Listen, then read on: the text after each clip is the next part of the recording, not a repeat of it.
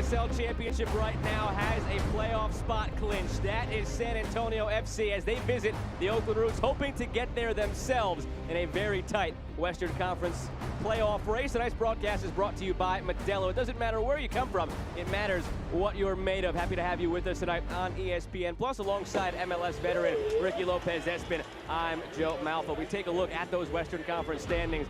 Right now, San Antonio, they're good. They don't got to worry about getting in. It's a matter of first, second, all that. Oakland has to worry about getting in still. And it's an opportunity here for Noah Delgado. First 10 minutes at home in front of your home faithful. What do you start like? Opportunity to keep climbing up this Western Conference table and to push the envelope, getting into the playoff picture once again.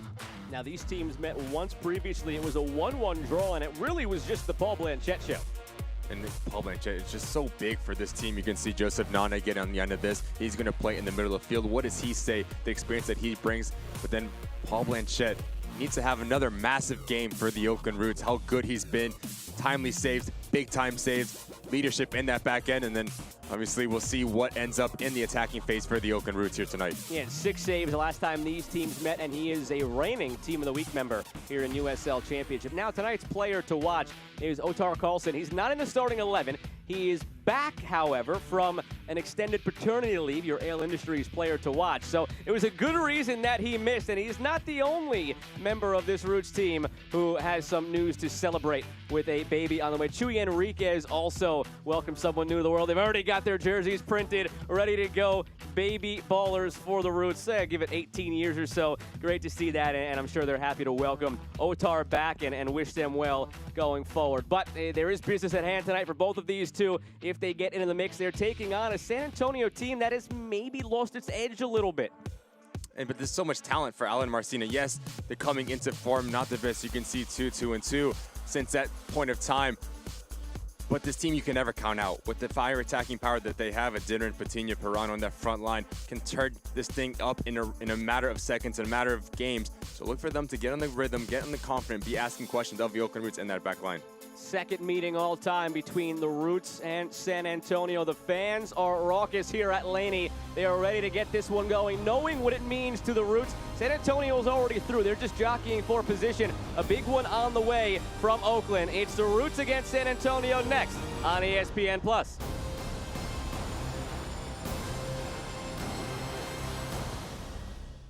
We are driven by a purpose to build healthy communities where everyone deserves a shot at fulfilling their dreams. A place where inclusion, acceptance, and equal opportunity are the norm. A town where all people have access to nutritious food, healthy lifestyles, and quality healthcare. Anthem Blue Cross and Oakland Roots are breaking down barriers to ensure people stay nourished of the mind, body, and soul, all while having every opportunity to succeed. We welcome Oakland Soul to the town. Together, we will make the East Bay better for everyone. I'm really excited to be a part of EBCE because of all the opportunities it'll offer me to save money. I was surprised to find out that I could actually have a choice about where my energy comes from. Thanks to EBCE, our kids are going to have a clean planet to live on when they're older. I need the power to work in my studio. Of course, I'd love to be able to use more renewable energy. We now have choices, and I'm happy to choose East Bay Community Energy as my source for local clean power.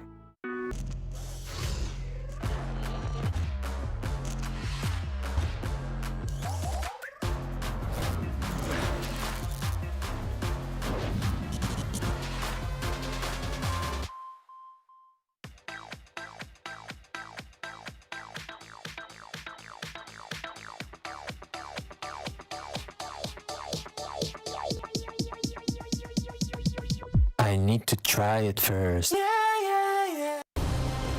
Tonight's match is presented in part by Anthem Blue Cross, User Testing, Credit Karma, UCSF Health, Coca-Cola, and Modelo.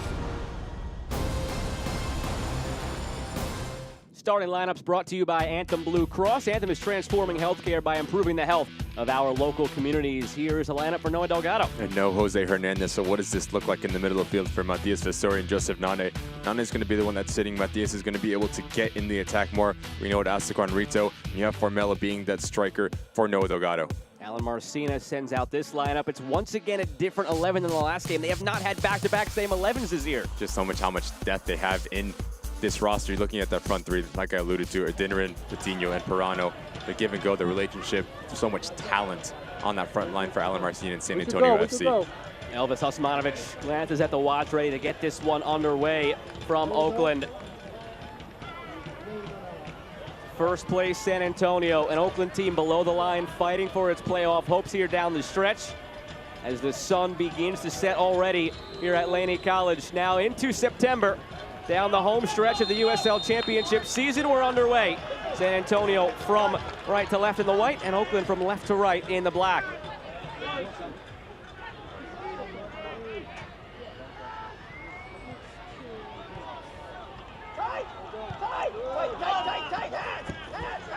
Kickoff was brought to you by User Testing. Real-time feedback from real customers wherever you work. Visit usertesting.com to learn more. And I think a key to this match is just going to be the battle of the wingbacks. Asuka and Rita for the Oakland Roots.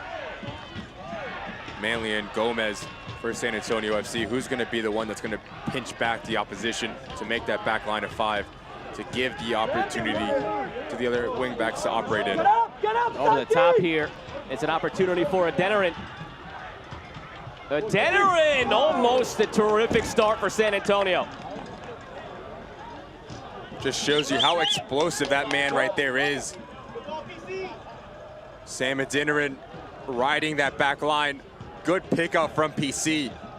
And you know he has one thing on his mind, just trying to get this on this deadly left foot, trying to bend it in.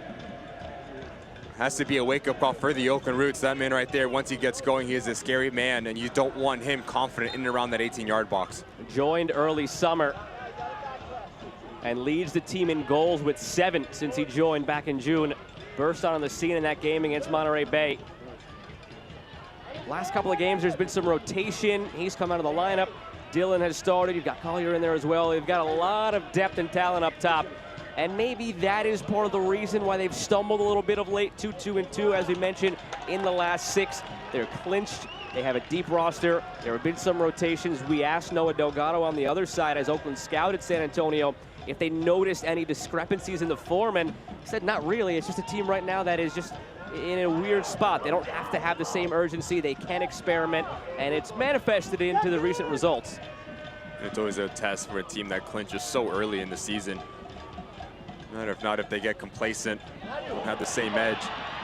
And I'll tell you what, with this fan base here, the Oakland Roots, they're going to be up to this task. You always want to play in these games if you're a player.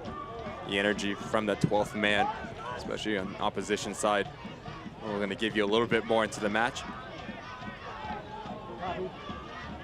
Here's Mo Abu, gives it away to Mafeka, who subbed into the match against Sacramento and was a difference maker. Now gets the start tonight. Looking ahead to Formella. Farr gives it away. Now Mafeka again.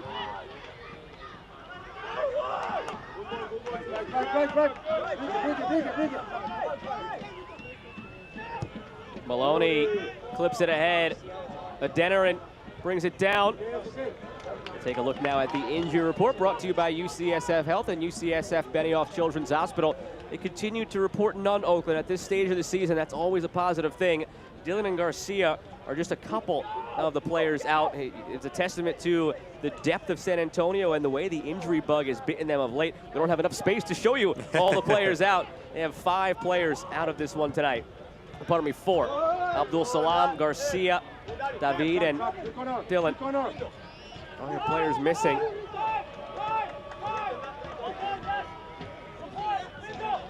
Rito, back for Mafeka.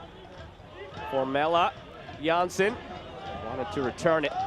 Sun setting into the eyes of Jordan Farr, but those will be engulfed in shadows shortly. It's interesting, all of the teams in the league put together a game notes packet for the media, and there's a section of San Antonio's that you don't necessarily want to see, and they're the only team that has it, and it's a games missed by player as it's through here to Adeniran. Adeniran puts it home! Great ball over the top. He finds his 8th of the year. Inside of 5 minutes, San Antonio's up.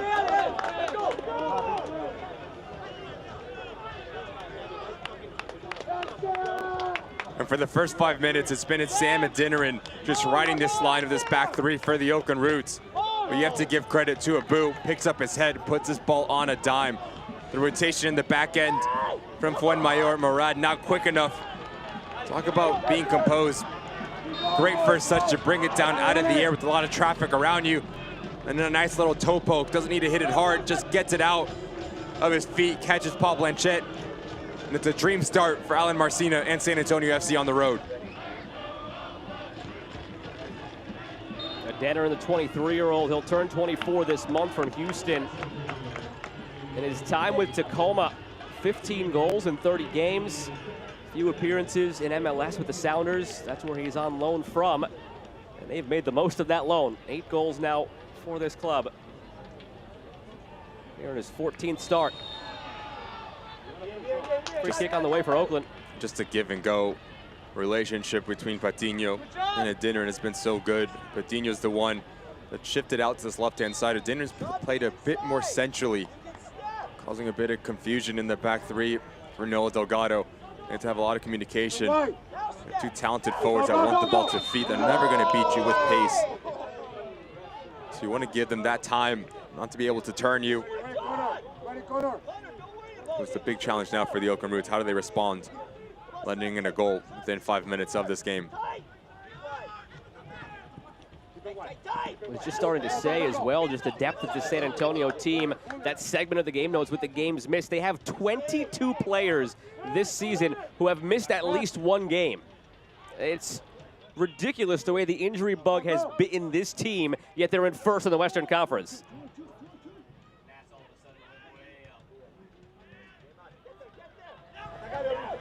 Here's Rito, charging down the wing. Rito, it's blocked and into the arms of Farr. Have you ever been on a team that had an injury bug like that? And if it does happen, you're expecting that team to stumble, to maybe be middle of the pack if they can find a way to cling on. There's just credit to Alan Marcina and then that front office doing their homework on the offseason. Like you alluded to, Joe, when teams have 22 players that missed the game, you're expecting to be at the bottom half of the table. Playoff position clinched already. Highly unheard of for the San Antonio FC. Go, go, go, go, go!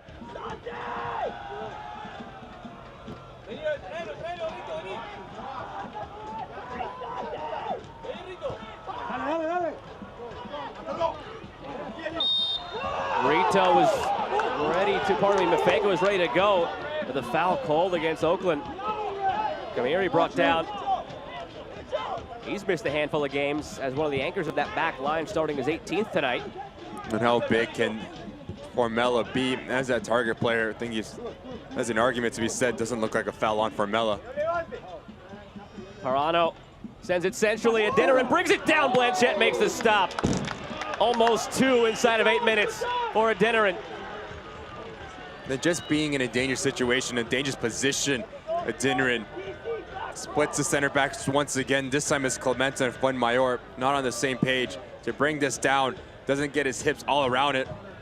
When a striker is confident, when a striker is getting the service that he wants, the scary thing, and that man, San Adeniran, is going to be a handful all night for the Oakland Roots. This is sort of how it looked when the teams met earlier this year, that 1-1 draw. San Antonio, the markedly better team on that night. Blanchette made 6 stops, and as you saw, most of them were highlight reel caliber stops. That game very easily could have been 3-4-1 in favor of San Antonio. And for the Oakland Roots, what does this midfield pairing look like? Fisori and Nane. 9 minutes in, we haven't said they're getting named once. Be able to dictate tempo, pull the strings from a deep line position. Alluded to in the lineups. Fisori's going to push up and have the freedom to join the attack. And Nane is going to be the single pivot, play more defensive-minded in front of that back three. They need to be able to influence the game a bit more for Noah Delgado's liking. Handball called there against Parano. Is that just an instinct for an attacking player? You're taken down, grab the ball, hope the foul gets called in your favor? You just don't want this game to keep on going when you're down.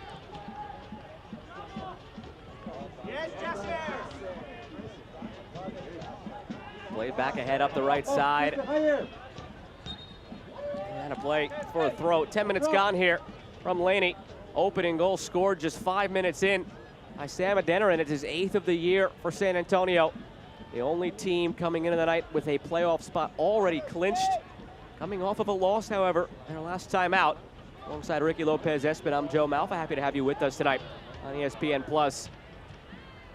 Noah Delgado was unhappy with the way Oakland came out flat against Sacramento, and it's another slow start here, going down early, and San Antonio continuing to find themselves on the prowl. Asokar got very close to Osmanovic there. Osmanovic might be going over to have a word.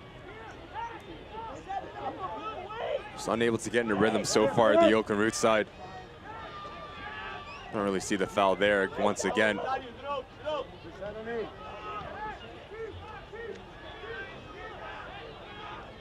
Need to get on the ball a bit more, dictate tempo. I haven't said Janssen, Mafeka, Formella at all. It's a big emphasis on that number 9 right there. Formella to stay high, to occupy the back line for San Antonio.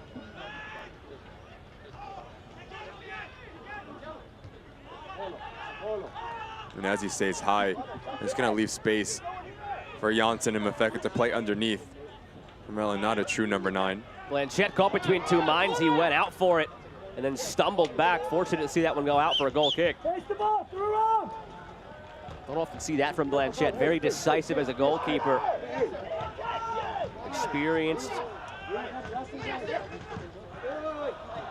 Reigning Team of the Week member, has been there a couple of times this year. Knocked away by Maloney before it got through to Rito. And for Alan Marcina, that was the focus, stopping Rito and Asokar. Mentioned it's weird to go into a game with that as your key to stop the opposing wingbacks, but they've accounted for so many goals this year between the two of them for Oakland. So much flows through them, and a free kick on the way here, drawn by Formella.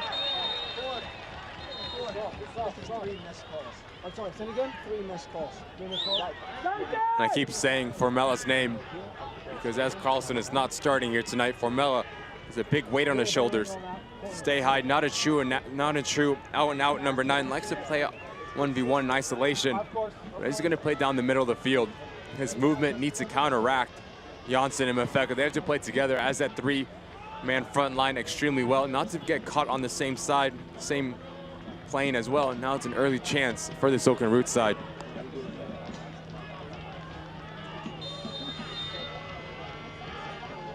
Mafeka delivers, headed away. Look to be Tainter in the middle. Asokar plays it out wide. Visore sends it in. Now it's Kamiri who knocks it away. Janssen, maybe a third bite at the apple here. Janssen inside. Mafeka takes it from Formella.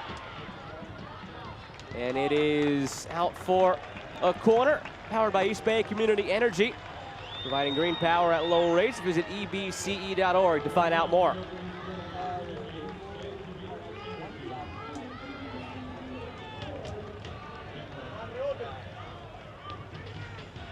Janssen shielding his eyes from the sun as he gets set to trigger the corner. Goes short with it. On the overlap, gets it back. Touch a little bit heavy as he comes barreling through and lost it. The return ball from Mafeka looked like there was too much on it from that short of a distance, and it threw off the timing. It was far too quick as well.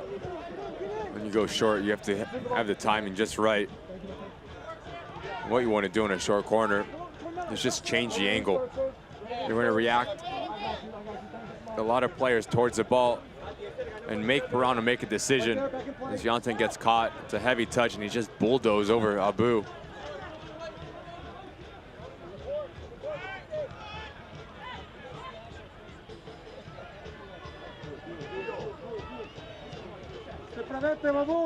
All the way out wide to Gomez.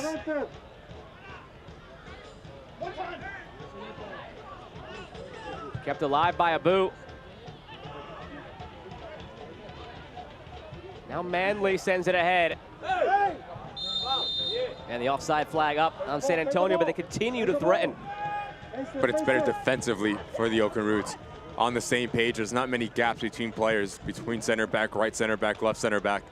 We saw Adeniran finding those soft spots far too often within the first 10 minutes.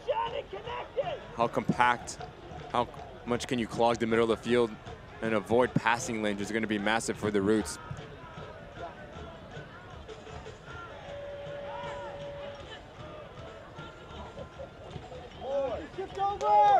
Here's Maloney. You know it's coming, Santi. Abu. Patino shot deflected off the bar. Took a deflection and it threatened the corner on the way. Good interchange around the corner quickly from Pirano, and then Patino doesn't need a second invitation. Finds a little gap between lines and is always going to have his eyes on goal. Takes a wicked deflection off Clemenza. I think it has Blanchette beat, but lucky enough for the keeper's crossbar, goes over the bar. But once again, San Antonio asking questions. Whipped in from the corner toward the back post. Blanchette is there.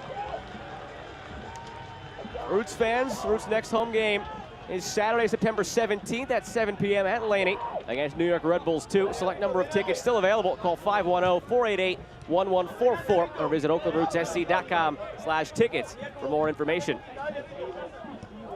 Then tactically, San Antonio's pressing high. Abu. Adeniran left it. Was hoping for Patino. Oakland was hoping for an offside flag. Still having words. A couple of defenders as they trot up the field with the assistant referee on the far side. And the ability to break this press. Abu and PC for San Antonio are pressing high, man-to-man with Matias Visori and Joseph Nane, really taking them out of the game. So when you're Clemenza, you're Murad, you have to look beyond that first option. Break lines with your passing. That's when an emphasis on Janssen and Mafeka needs to drop down as well, get that other support system an angle to break through. Or you go route one into the feet of Formella. And again, he needs to stay high to open up gaps for second balls for Janssen and Mafeka to come underneath.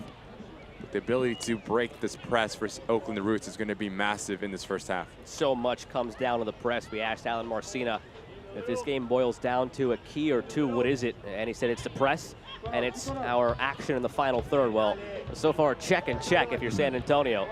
Clinical in the final third with the early goal. The press wins it again now high up the field, but gives it right back to Visori.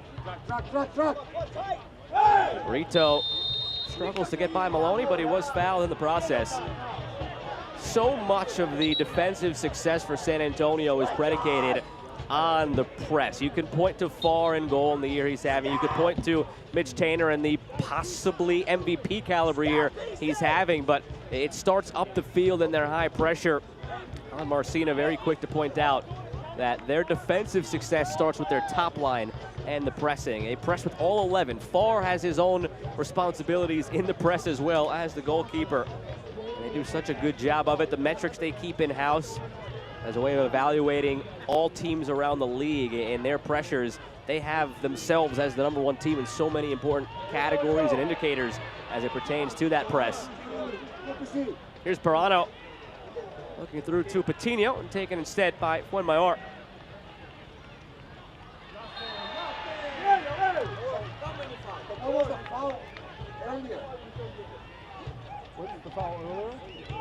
In this 2-2-2 run over the last 6 for San Antonio after that perfect 6-0-0 run, Alan Marcina never really felt there was a dip in the performances or in anything really that set off any alarm bells. Just felt they lacked the execution in the final third. That's all it came down to. Pointed to that loss against Indy. They had their chances, didn't execute them. Indy had one chance, a half chance at that, and they finished it, and that was it. 19 minutes in, he needs to be extremely happy with the effort and the output with the San Antonio side. So far, so good, winning every second ball. Midfield battle has been there so far. And in the attacking phase, Sam Adeniran has been on one. So has Santiago Patino también, also. The Spanish in me. I think that's the first time you've done that on the air. Hey, you were getting into the flow of Santiago Patino's name. I get it.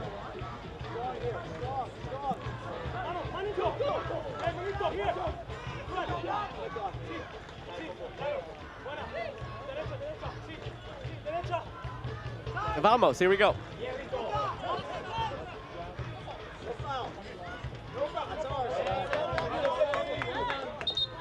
Got players and coaches on both teams pointing in their respective directions, but it only matters which direction Elvis Osmanovic points, and it's in San Antonio's favor.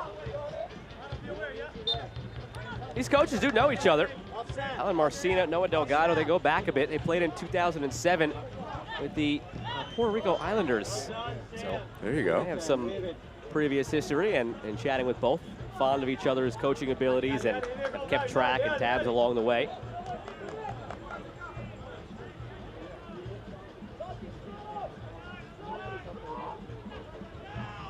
Long toss ahead, some contact there as Coutinho was looking to find a way through.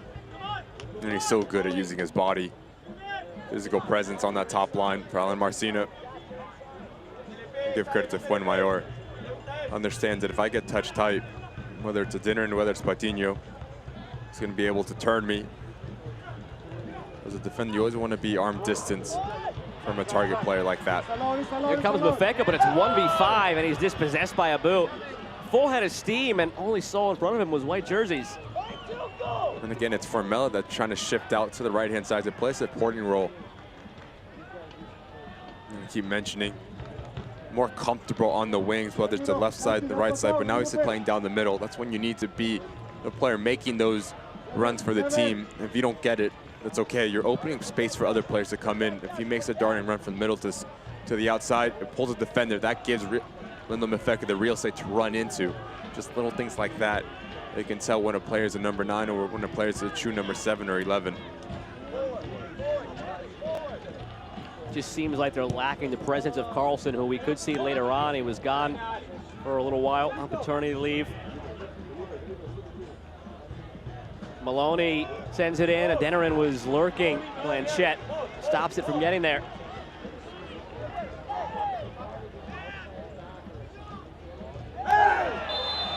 It's been a very physical game early on between these teams, and a yellow card now out of the pocket.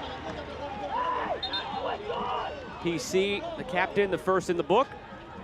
Then we talk about the press, the ability to break the press through passing, but he can also break it with driving with the ball. The ability for Lindell Mafeka, how quickly he can turn his defender, turns PC, and PC knows it's either the ball or Mafeka. It's not both of them. Handful of the shoulder is always going to get you in trouble. It's a big no-no.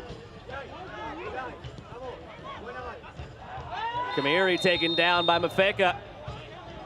A very quick reappearance of that card. Now it's Mafeka.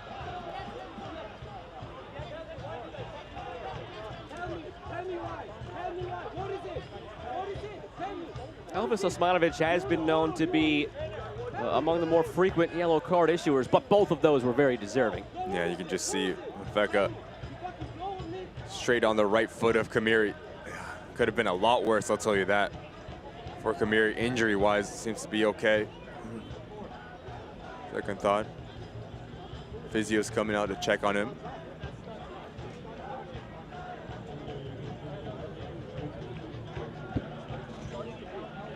Kamiri, one of those guys who has missed a handful of games this year on the San Antonio side.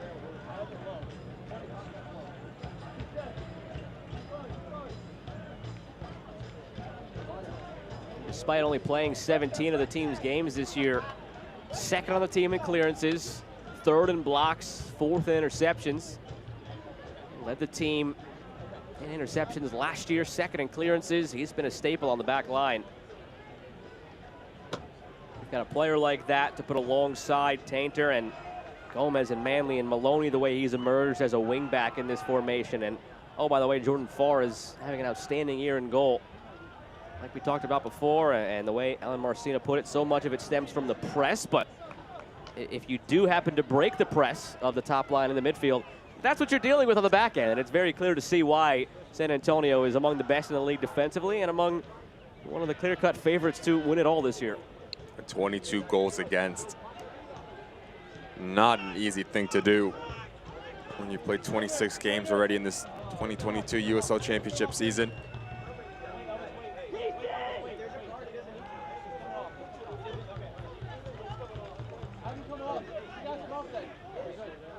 It looks like Kamiri's in a lot of pain.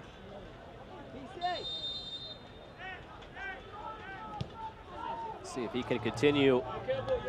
Pirano upset with the way that one worked out. He came short, the pass went long.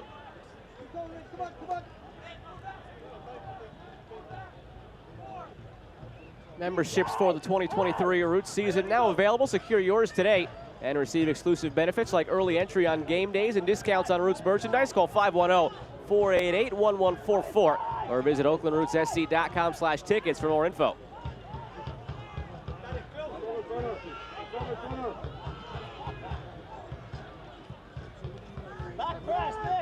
Up toward Formella. Janssen harassed by PC on the yellow card, has to be careful. But those are the situations, if you're Janssen, you have to pick up that second ball. You have Asokar hanging out on that left-hand side all by himself. If you're able to connect that pass, Asokar's off to the races. We know how explosive Rito and Asokar are, playing around the edges.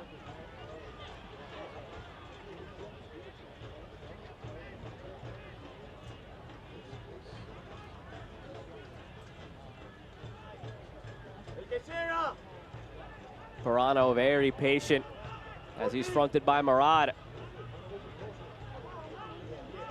Loaned back on August 17th. The league's Young Player of the Year back in 2019. Between 19 and 20, had 11 goals and 10 assists for this club before he transferred to Portugal. He's only played now 2 games, tonight makes 3. That's another addition to an already loaded team atop this Western Conference. Getting Pirano back in the fold. The relationship between Pirano and Gomez on the right-hand side has been fantastic. See how comfortable the youngster is on the ball. A little behind the heel flick back. And then Gomez comes around the corner and put the dicing ball in. That's when you ask the questions of Murad and Asokar. How good defensively can they be on the same page? One goes with the runner, one stands up the ball. A lot of communication.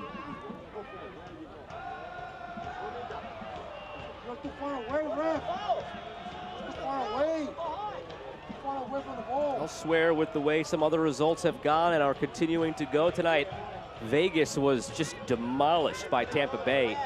Another class showing by Tampa Bay. Continue to be one of the favorites in the East. That's important for Oakland as Vegas right now is the team occupying 7th place.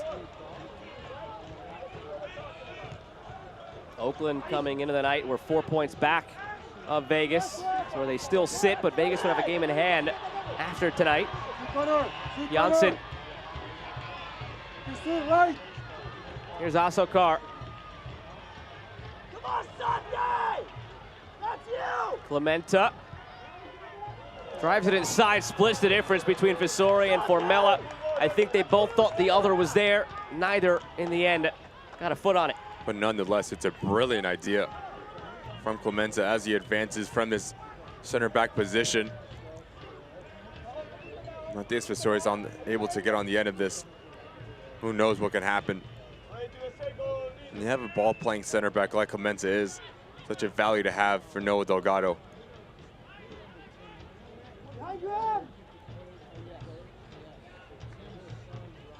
And just some quick housekeeping before we go any further. I'm looking at the live table. So they are even on games, Oakland and Vegas. No game in hand for Vegas, pardon me on that one. So as it stands, Oakland 4 points back with 6 games to go in a very bunched up still playoff race. So amid all the ties Oakland has endured this year, 12 of them, with all the recent difficulties and choppy waters to navigate, coaching change, all of that. Only 1 win in the last 5. They're still right there. This was always going to be a tough result tonight. They're a team all season long that has worked themselves into games sometimes after slow starts.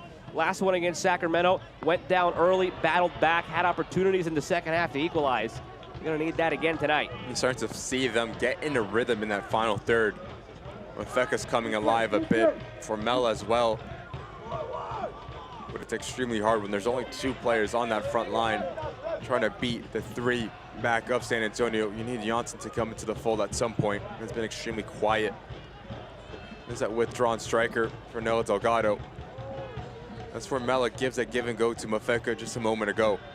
If Jansen's making a different run, maybe pulling another player out of position, or testing the shape in the back line of San Antonio, Mafeka has so many more options. It's very predictable at the moment for the two-man game going forward for the Roots. Half an hour gone here. The lone goal scored 5 minutes in by Sam Adeniran, his 8th of the year for San Antonio since joining in June on loan from Seattle Sounders. From Laney College, alongside MLS veteran Ricky Lopez-Espin, I'm Joe Malfa. Happy to have you along tonight. San Antonio, the lone team in the league with the little X next to their name already in the league table, already clinched a playoff spot. And they are chasing some history here. They've got a chance to break their own team record in terms of points. Their record was 62, set back in 2017. They're going to blow by that at this rate, as tonight, if this result holds, they get up to 60. Also chasing some league history. They've already got 18 wins on the season. That is too shy of 5th most in USL Championship history. The record is 24, so that is certainly alive. And the record of points is 78. That one might be a little bit tougher, but still certainly there for San Antonio. And those are records that Alan Marcina says the team is aware of but not focused on. They'd be ancillary benefits to a job well done, game in, game out. Said it's very cliche to say, but they do truly take it one game at a time, even one half at a time. Very late offside call here from the officials. They take it one half at a time, and he said that's one of the first things they try to drill into players when the season begins. Play every half, not game, every half like it's your last. You got a bad first half, cool, play the second half, and vice versa.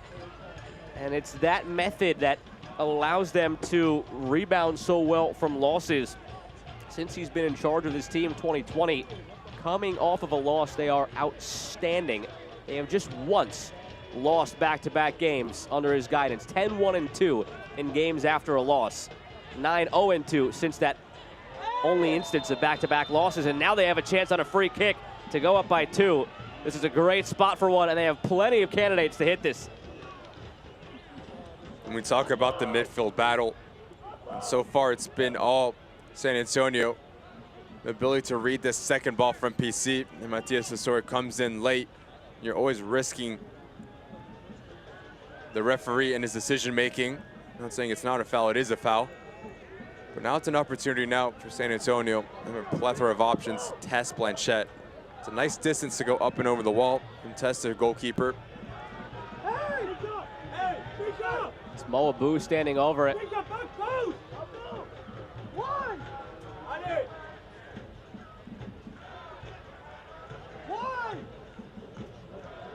Abu this year, lacking a goal to his name, does have 5 assists after the one he notched earlier tonight on the Adeniran goal. See if he fancies one of his own here. It will be his first of the year.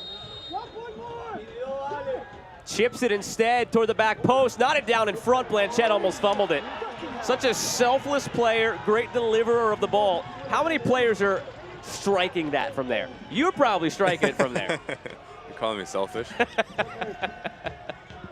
Your words.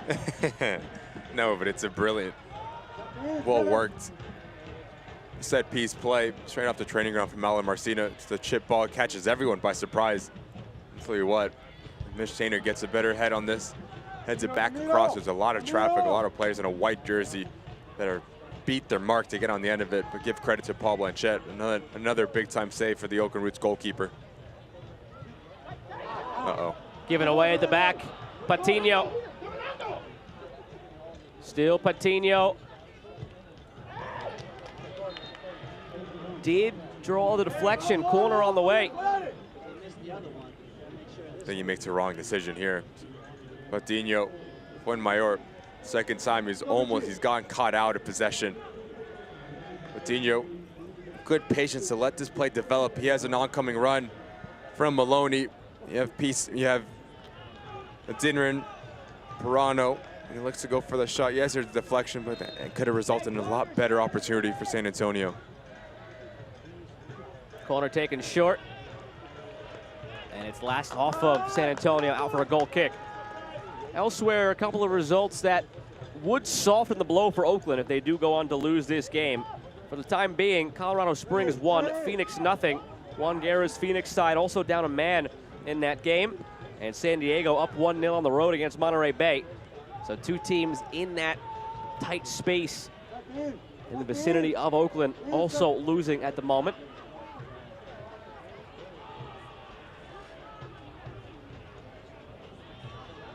You could look at that one of two ways. You caught a break and didn't lose any ground.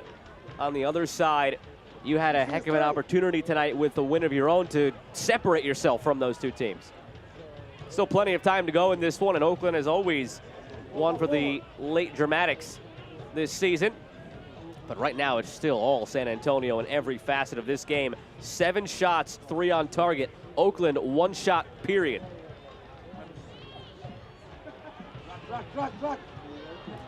Manley, a good step. Almost wins it from Asokar, but he does emerge. And so far, so good for Alan Marcina in terms of locking down Rito and Asokar. That's what they set out to do. You can just see every time a black jersey gets on the ball, there's 3, 4 white jerseys surrounding him, smothering this Oakland Root side. Sloppy turnovers are not playing, giving North Delgado's boys any favors. You have to give credit to the visitors, the way that they approach this game, very mature. So far, so good. Maloney inside, Adeniran puts the head down and goes at Clementa, who's able to clear. Only as far as Abu. Adeniran gave Oakland some fits last year when he was with Tacoma. Seems like every time the ball is in his vicinity, he's ready to turn and hit or find somebody else and do something special with it.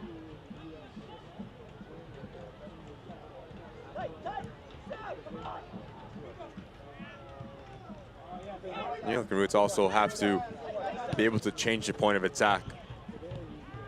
For Clemenza, your ability to hit a ball over 60 yards is going to be extremely critical. Same as for Murad and Fuenmayor. Here's Asokar, breaks free. Asokar shot blocked. PC dropping to a knee to keep that one away from his goalkeeper. Every time Oakland does seem to be on the cusp of something in the attacking third, Mafeka is lurking. He is part of it. That was the same last week in the 1-0 loss against Sacramento. Anything positive for them offensively stemmed from the play of Mafeka. Maybe that's why he got the start tonight after subbing in late in that Sacramento game. Here's Nane, who's in because of Jose Hernandez's yellow card accumulation.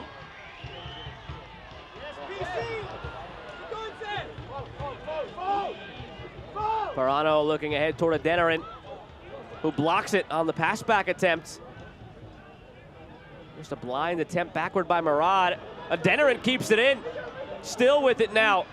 Adeniran battles, lays it off toward, but wide of PC. And Maloney is quick to win it back. Every time it seems like Oakland is ready to do something break free, a loose ball is won by San Antonio. And just so much to unpack on that. The last action for San Antonio. One, it's brilliant work from San Adeniran to create his own luck. Pick off the back pass from Murad and then beat his defender down the sideline.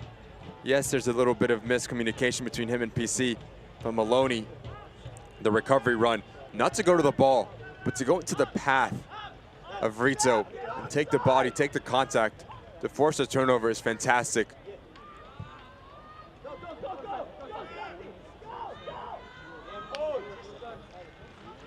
And as San Antonio likes to press all over the field, they want to squeeze you towards one side. If you go to this right-hand side, if you're the Oakland Roots, San Antonio wants you to stay there. So the ability to change, to go to the left side, to start on the right side, to end on the left side is going to be massive. And you're going to be able to unlock this defensive unit for Alan Marcina's boys.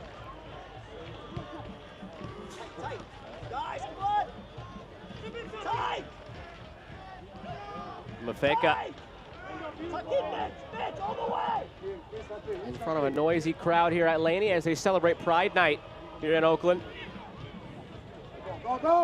Supporters made the march from the LGBTQ Community Center, named after Glenn Burke, and Oakland raised former MLB player, came out after he retired. First to do so. Great support from the crowd and the organization for the cause tonight.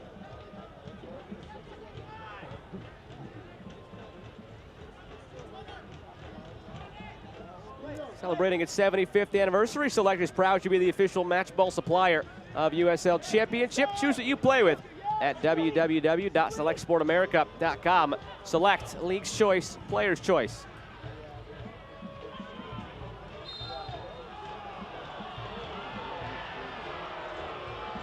And that Select ball will be pinging around the field when the reigning title holders visit in-state rivals as the USL on ESPN2 continues. Orange County SC looks for a late season surge against Sacramento Republic on Sunday the 18th, 5 p.m. Eastern, 2 Pacific on ESPN2. That's a game that could feature, the U.S. Open Cup champions in Sacramento. That game on Wednesday.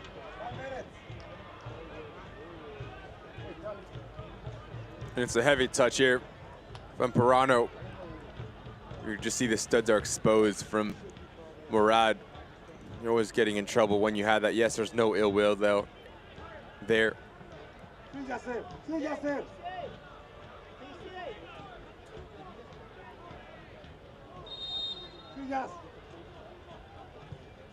Abu drives it toward the back post. His deliveries are almost all right on the money, and it's out now for a corner.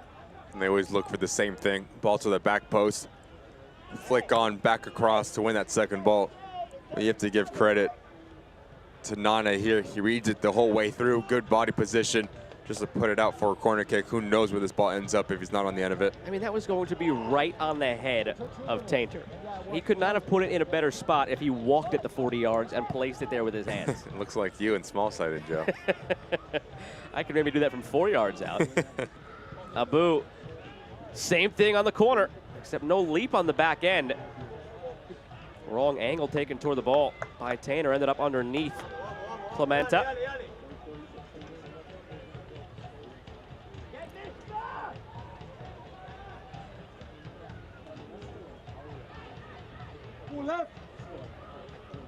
It was an emotional stretch for Oakland between the coaching change, coming out and beating San Diego on the road. The rivalry with Sacramento gets all the attention, but it's a budding one with San Diego as well. There's been some heat in all of those games.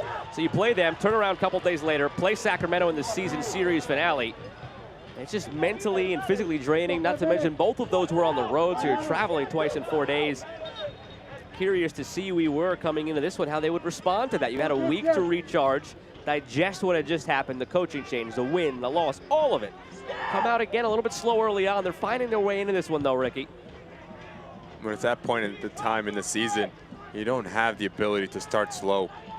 As you're trying to push the envelope to get into the playoffs, to get into the playoff picture, from minute 1 to minute 90 plus, whatever it may be, you need to come out on the front foot, be firing on all cylinders, be clean, be crisp, be decisive in your movements. Surprising for Nel Delgado's boy. Everything you mentioned, Joe. A week to recharge. And they've been on the back foot 44 minutes in on this first half. Fortunate perhaps in some areas to not be down by 2. Yep. The way this half has gone. 8 shots, 3 on target for San Antonio. 2 shots, none on target so far for Oakland. Elsewhere, still 1-0. Colorado Springs over Phoenix with 10 minutes to go. 1-0 San Diego over Monterey Bay nearing halftime. And Orange County 1-0 over Memphis nearing halftime as well. Well, they actually just scored Orange County. I'll wait to see once it comes across who scored that goal. I think the easy guess is probably Milan Alaski, but we'll see if he added another one to his tally. Push the envelope now for the Oakland Roots. Rito, a good candidate to do just that. Into the area, Rito, end line, puts it in front. It's blocked by Farr. And now out for a corner. Maybe waited a heartbeat too late. As Tainter gets caught out of position from this heavy touch. Good step from Rito. And even better recognition from Lula Mafeka. He knows how explosive Rito is to get around the corner. Gets a brilliant angle. It's that man right there. Talked how good he's been. Jordan Farr coming off his line big, coming off his line quick to close down the angle. can see the frustration. He knows how important of an opportunity that was, Rito. And Janssen was running free, ready to tap in if the ball got through. It was Ann Alaski, by the way, but it was Brian Alaski. There you go. So, in the family still, but not the Golden Boot leader.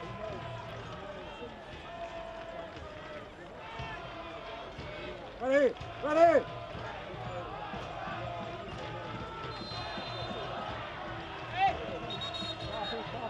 Well, maybe a third try here. Osmanovic has now a couple of times had to come in to keep the peace.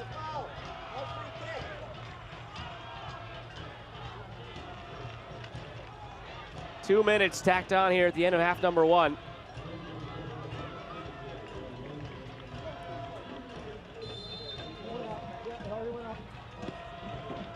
Mafeka delivers toward the near post. Headed away. Janssen sends it back in. It is football season now, but you won't get three for that one. Jordan!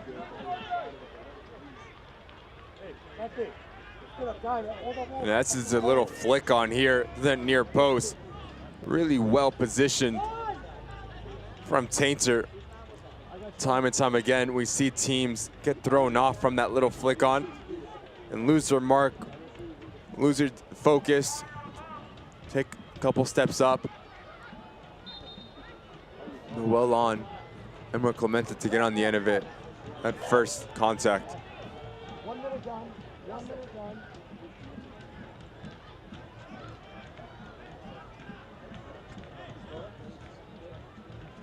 Jordan Farr has had to be a bit more alert on the one end, though, recently. Blanchette, it's been quieter. That could change right here. Blanchette reads it off the line and secures it.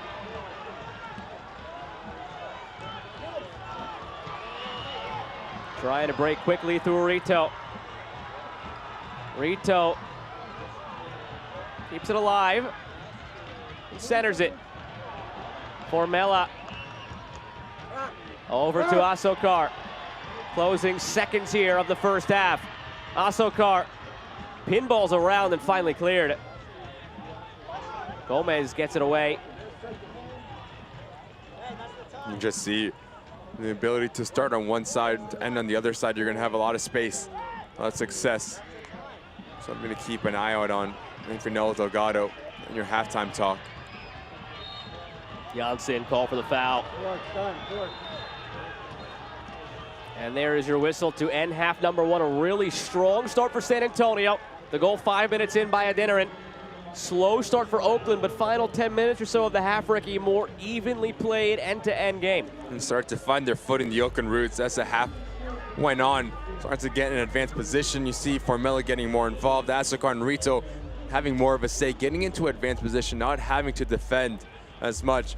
But give it credit to San Antonio, the way that they came out, firing, confident, sticking to the game plan, forcing turnovers in their attacking half, and that man right there, Sam Adeniran, is the difference maker. So look for this next 45 minutes, all to play for. Very tactical, very interesting to see the tactical changes both of these coaches do. Be very, very feisty it could be in this second half. We saw this game get physical early on. Oakland knows what's at stake. San Antonio also trying to solidify that number one overall seed with every passing game. They have a 1-0 lead going into the break here on ESPN Plus from Laney.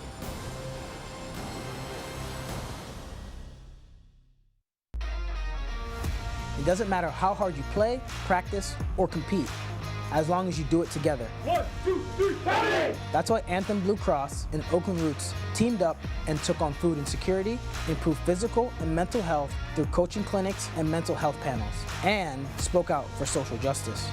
We're committed to continuing our work to improve the lives and health of our community together. Visit oaklandrootssc.com/anthem.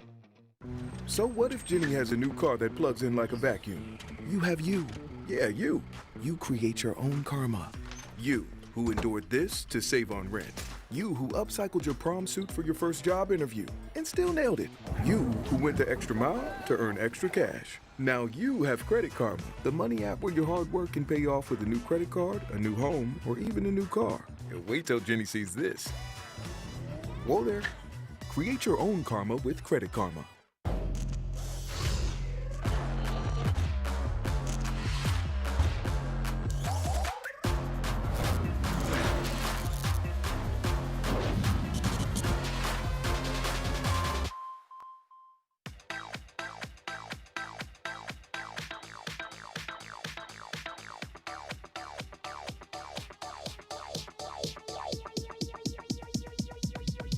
I need to try it first. It says Julie is waiting with my order. I'm just gonna go in. We've got to work on the tracking. Oh, good luck. Take the entire journey with your customer with user testing. So, was the baguette fresh? It was spicy. And the ghost pepper rub? Empty. Keep ingredients separate? Here. Get a taste of your customer's world with user testing. Halftime brought to you by Anthem Blue Cross. Anthem is transforming healthcare by improving the health of our local community. San Antonio 1, Oakland nothing through the first 45. I'm going to take you behind the scenes a little bit here for the Oakland Roots. It's an organization that is still relatively new to the league, in their second season, only in their fourth year of existence, period. They quickly have evolved and ascended, and part of that is the training facility. Take over the old Oakland Raiders facility, retrofit it to their own needs, and it's been outstanding for the players in the next step of this organization's evolution. You call this your office. If you're a player, you're going to be extremely motivated to come to work every single day. Put your best foot forward. Just look at the quality from the surface of the training pitch, the weight room, to show how much it means to play for this organization. Just gives everything for this team. It'd be a dream to train there every single day, right? My favorite thing was the tech ball, thing. Table, I guess you call it still. Like a ping pong table. Well. I'd rather stay by the tech ball there. That's a lot of fun that they could probably have in there. And that's just one aspect of the evolution. The next one is a stadium. They announced this week they are looking for a new home. Not to say that there's anything wrong with Laney, but they feel they are on the verge of outgrowing it. It's a good problem to have with the fan support. And not only that, Oakland Soul coming into the play as well next year in USLW League. And beyond that, who knows? When Super League gets involved, it is a growing organization, adding another team. For all they've done, the fan support they've generated, they are looking for a new home. And with that, there are some details that the team put out there to specify as they're honing in on their search. Looking for an interim stadium right now until a permanent one can be constructed. Looking to hold up to 10,000 fans. Very important. They want it privately financed, not to impact the city negatively in any way. And they will continue to play at Laney in the meantime. But it's great testament to this organization's growth that they're looking ahead at this next step. And one thing I can say about the Oakland Roots since coming on in this USL Championship, they've been nothing but fantastic. Whether it's their media, whether it's the product on the field, the fan support, everything for the front office, it's been top class. You can just see 10,000 fans that want that. The support that they have is just unbelievable here at Laney College. And having so much to give back to the community, it's a massive part of what the Oakland Roots and the Oakland family is trying to do here in the USL Championship. They very regularly surpass the 4,000 and 5,000 that Laney roughly holds. They are ready to get on with it and take that next step in their evolution. Well, the next step in their success or lack thereof this season might be in the second half here against San Antonio. Down a goal, all to play for in half number 2 coming up.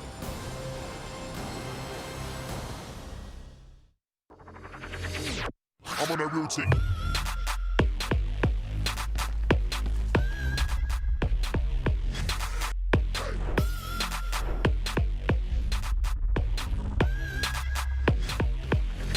I'm on a routine.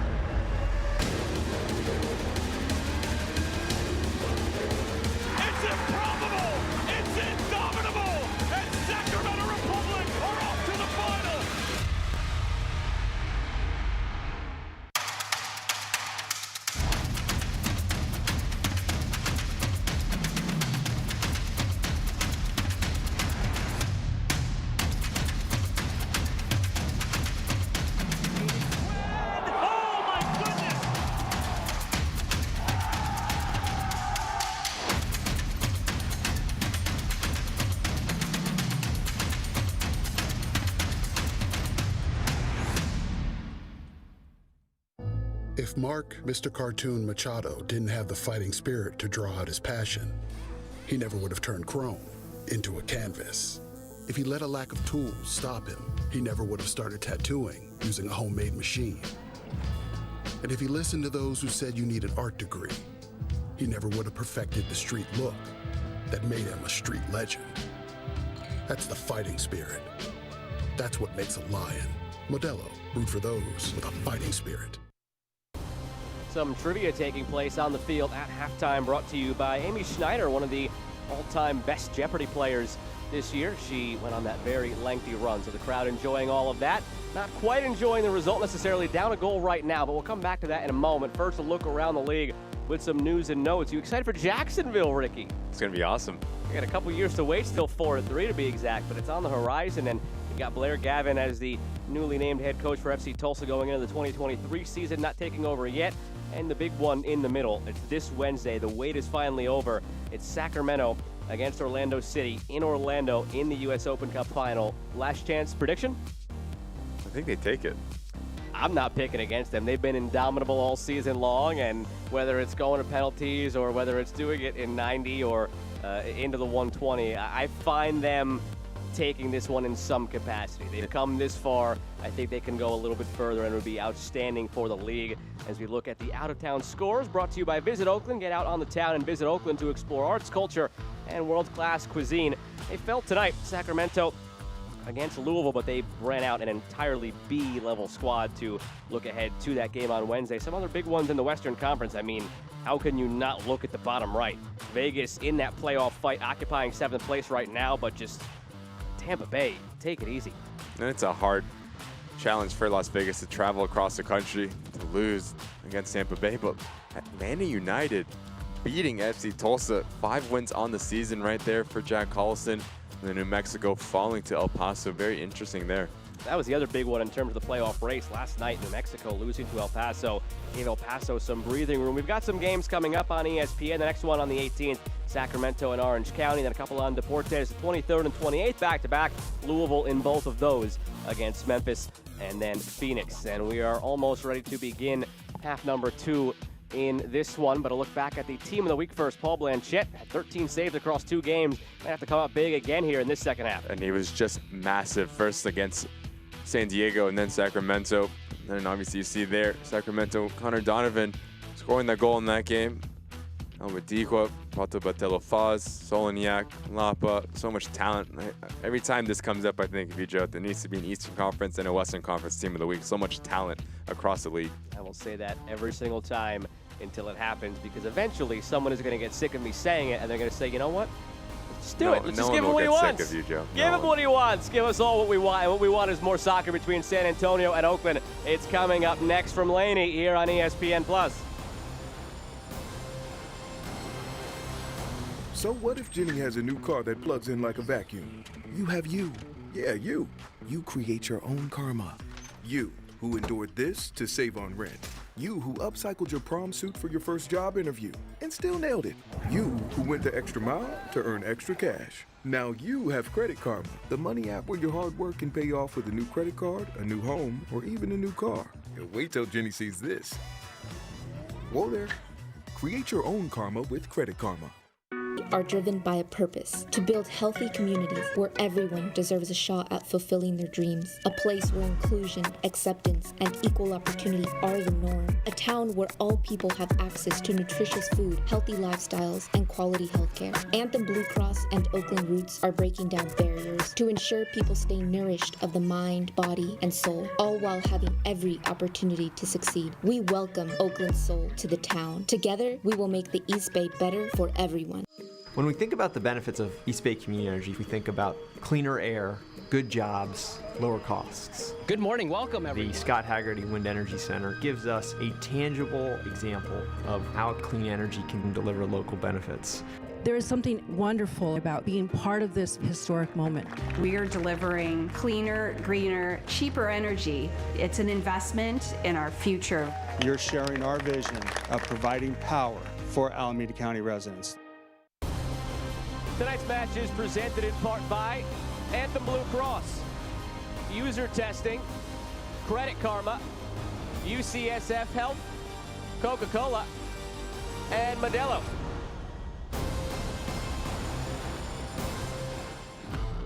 Ready to begin half number 2, but first a look at the highlights from half number 1, brought to you by UCSF Health. It was a quick start for San Antonio. And it was all San Antonio.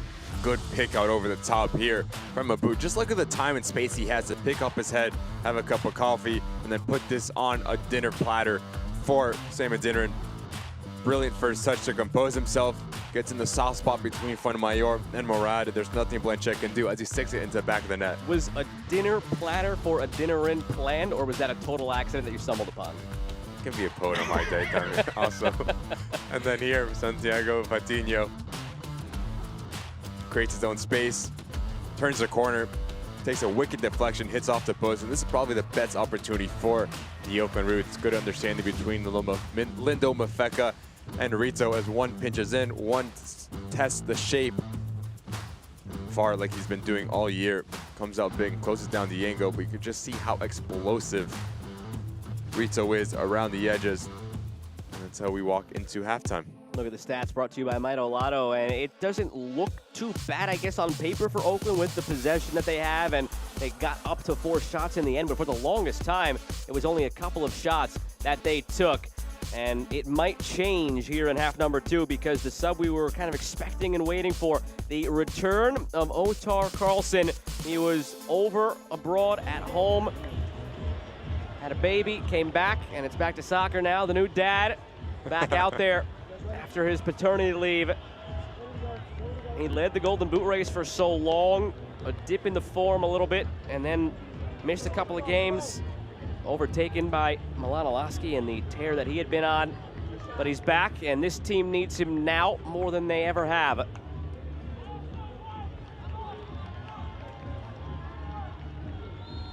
And we're underway in half number 2.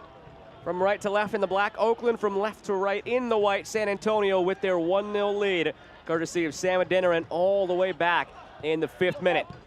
How quickly can Oakland get Carlson involved and reintegrated after the time that he missed? And it's something that they're going to be extremely happy that he's back on. He's just going to play through the middle.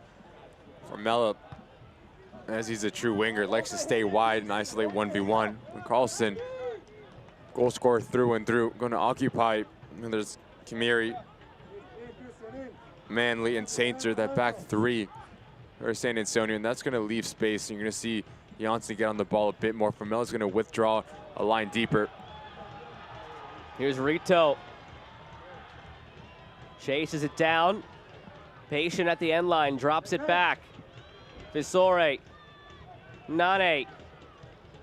Inside, laid off here, back to Nane. He scored the first time these teams met, put it into the back of Formella, still loose now. Carlson with it.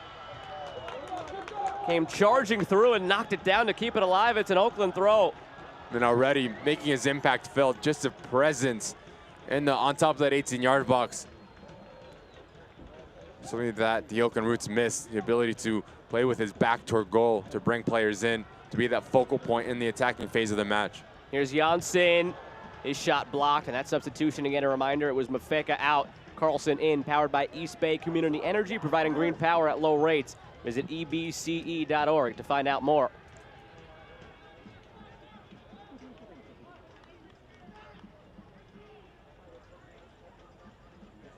Visore. Formella. Carlson trying to turn, still with it. Goes down, doesn't get the call. There's already a different buzz about the crowd with him in the game and having touched the ball already a couple of times. And kudos to his teammates, getting the ball to his feet already, letting him feel the game and find the rhythm just 2 minutes after coming on. Just requires so much attention. 15 goals on the year.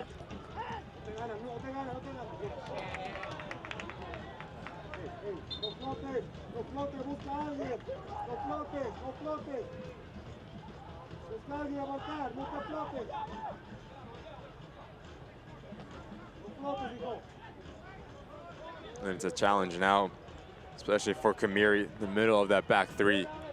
Him and Sainter.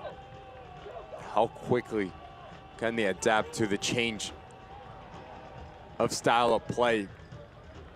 Now you have to deal with Carlson, touch tight with him at all times. Can score any type of goal, right foot, left foot, headers, free kicks. Such a handful to have and a nightmare to defend. Otar Carlson.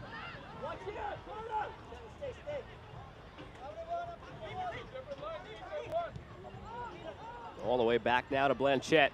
I don't know that San Antonio has touched the ball yet in this second half. Well, they will now.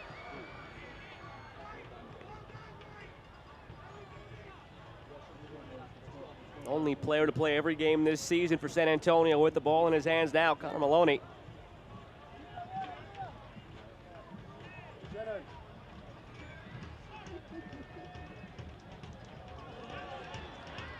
Nane clears out some space, now finds Janssen. Rito making the run up the right side. It's fed that way. Rito with it. Eduardo Rito goes for goal but puts it wide.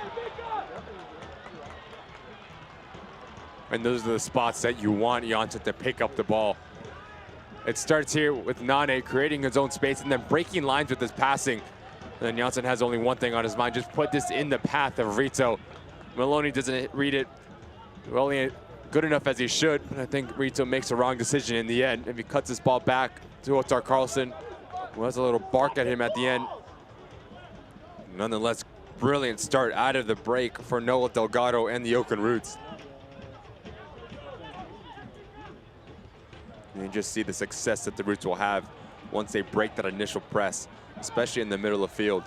Already just the insertion of Carlson. Janssen has got on the bar a lot more. All the way across to Rito, ahead toward Formella. And a very late call against San Antonio. Osmanovic tried to let the advantage play. It didn't materialize. Free kick on the way for the home side.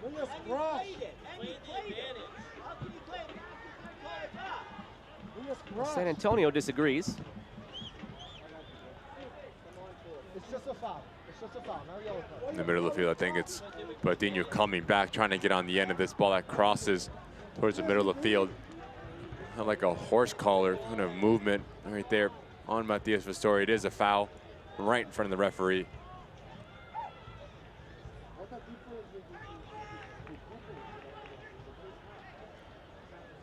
Clementa and Janssen. Now it's just Janssen as Clementa vacates. Janssen sends it toward Clementa and Nane. Return to center, back to Janssen. Formella turns. Janssen again. Out for a throw. You mentioned it in the first half that Oakland was just lacking a presence up top. Formella not naturally accustomed to that position, or naturally suited to it, I should say. And Carlson very much is, comes in and it's opened up everything else. Everybody now sort of playing the role they're more suited to, and it's showing. You just have a focal point. You know where he's going to be. You know he's going to stay high. You know he's going to occupy the back line. And what that's going to do is it's going to make Tainter, make Kamiri second guess himself when to step off the line. You saw early in that first half, Formella was seeking the ball, wanting to be part of the build-up. So he drops off and then it's an easy decision. You just follow him. Formella guarded tightly by Manley.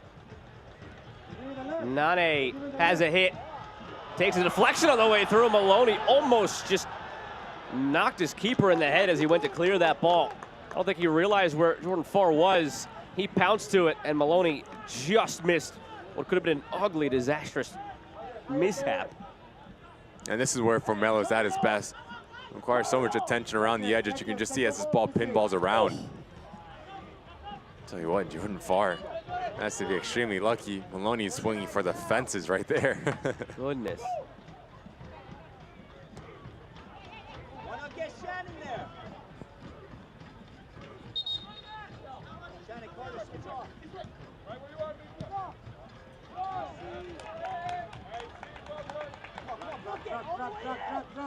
Rito finds it.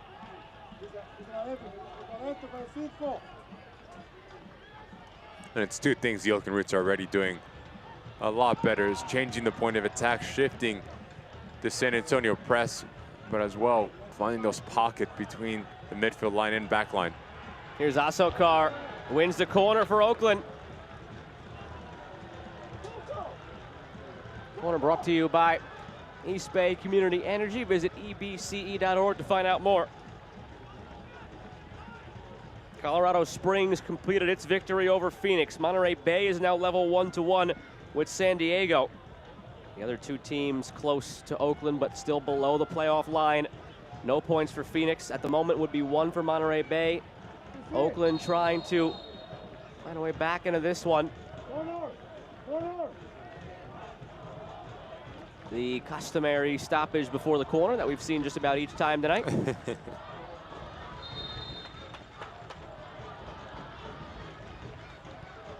Janssen delivers, punched away by Farr. Fisore, the first to the loose ball. That's another discernible difference from half number 1. It felt like San Antonio was the first to every loose ball in their press. Now Oakland is the team picking up the loose change. Stoppage here by Osmanovic, not for a foul. It did not appear.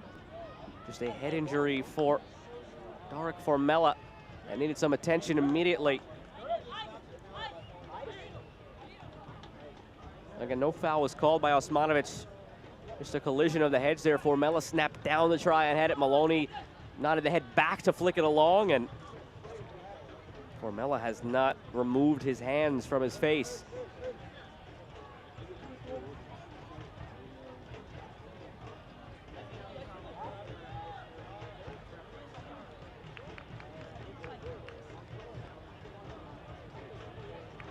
That's all I have. I have a small camera. He'll pop off for a second and make sure he's okay before he could come back on. Can't take any chances when it comes to the head like that. It'll just be a drop ball here for Mitch Taintor. Mitch Taintor, potential future MVP of the league. That's still to be determined. Had a good chat with Alan Marcina about Taintor's candidacy, which is picking up some steam. Just feels so often that, right, wrong, or indifferent, it's one of the goal leaders or assist leaders who earn that accolade, and it's very rarely somebody who flies a bit more under the radar, like a defender or a goalkeeper.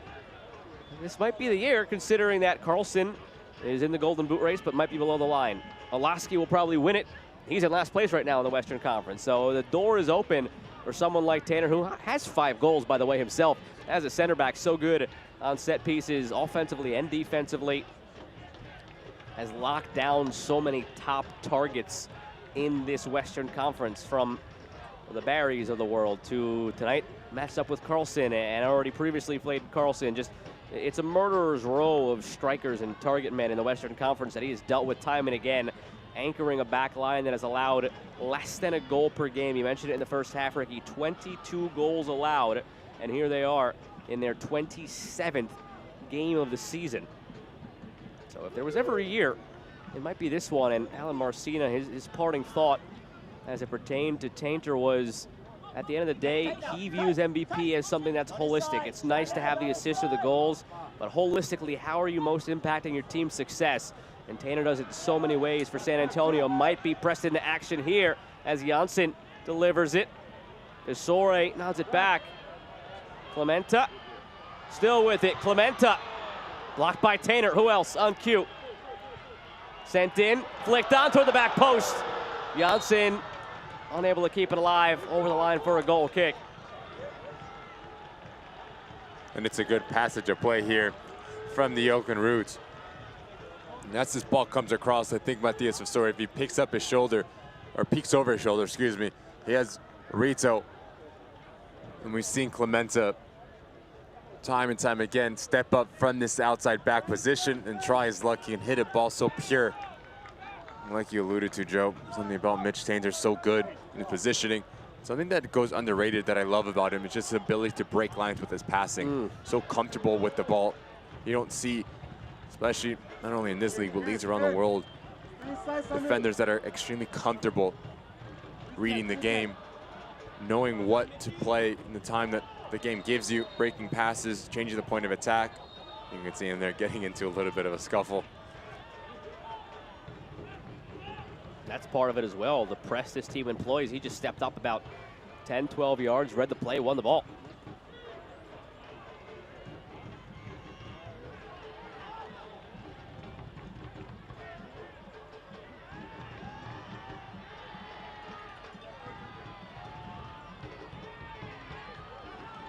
been a quiet second half so far for San Antonio in the attacking half of the field.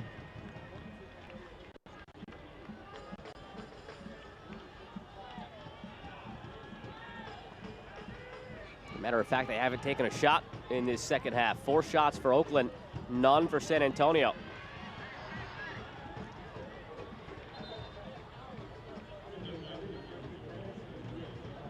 Oakland Roots SC welcomes their women's team, Oakland Soul, a USLW League team, now accepting membership deposits. Place yours at oaklandsoulsc.com.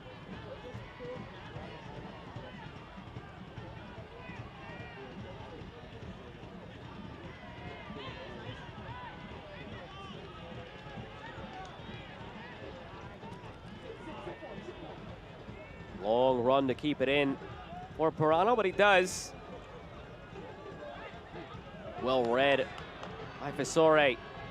Now Janssen lost it. Abu wins it. Pirano looking for Patino. There's that pressure again. Abu, will it stay in? Well done. The hustle to knock that out for a throw-in and keep Oakland locked in deep here from Patino. Mitch, this is the one I'm talking about. And that's perfect example of just a culture that Alan Marcina has brought to San Antonio. It's just striker there making 20, 30-yard run, not only to get on the end of it, just to put it out for a deep throw-in instead of a goal kick. Strikers are not known for their defensive duties or efforts to play off the ball. When you play for Alan Marcina, you have to be active on both sides. Really well worked there from Santiago Patino. You see Nane here just pulls up, overextends as he clinches that left hamstring. And he still went down in the field of play as we're now past the hour mark here at Laney College alongside Ricky Lopez-Espin. I'm Joe Malfa, happy to have you along this evening on ESPN+. Joseph Nane starts tonight in favor of Jose Hernandez, who was out due to yellow card accumulation. And doesn't look good right now for Nane. Overextended, as you mentioned, reached right for his hamstring, went down, still within the lines, and now off the field. He looks like he wants to give it a go. He's standing there out toward midfield, but he just kicked the ad boards in anguish. So body language telling us one thing, his location telling us another, as if he wants to get way back on, but now it looks like he's starting to walk around the field. We'll see who might be on the way in for Oakland if they do indeed need to sub Nane off. They've used just the one sub so far of Carlson coming in at the half. Charlie Dennis might be the next one up for Oakland. Not a natural holding midfielder in there. You've got Fasore starting. You've got Hernandez out due to suspension. Nane is your backup option in that role. Outside of that, Danny Barbier, Chuy Enriquez, Memo Diaz, Johnny Rodriguez, all attacking-minded players except for Barbier, who's a center back through and through. I think it's Charlie Dennis, and that is who it's going to be. He's pulling on the jersey now. And I think that you're going to see Janssen pinch back a little bit deeper next to Matias Fasore. And then Dennis is just going to play underneath Carlson with Formella.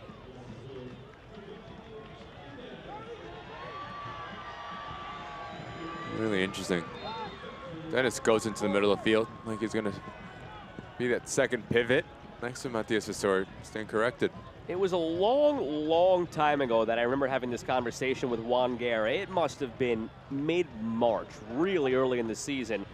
And something that stuck out, he told us that he had a list of 5 players he wanted Oakland to go out and get right away as his first signings. And Charlie Dennis was on that list. And the reasoning he gave was he viewed Dennis as somebody who could play the 6, 8, 9, 10, and 11.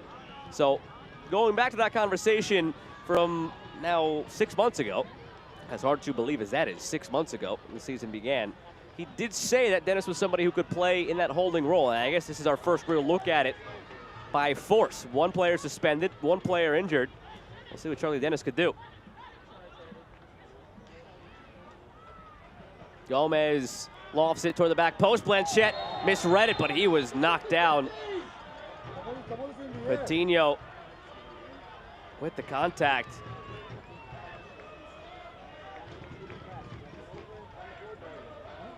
Blanchette shaking the cobwebs. As this ball gets lifted to the back post, it's a coming together between Patino and Blanchette. I think it is the left elbow that catches Blanchette. If you know Santiago Patino, you know he's never going to let a ball bounce in the 6-yard box uncontested. Always hungry for goals. But he needs to be careful now.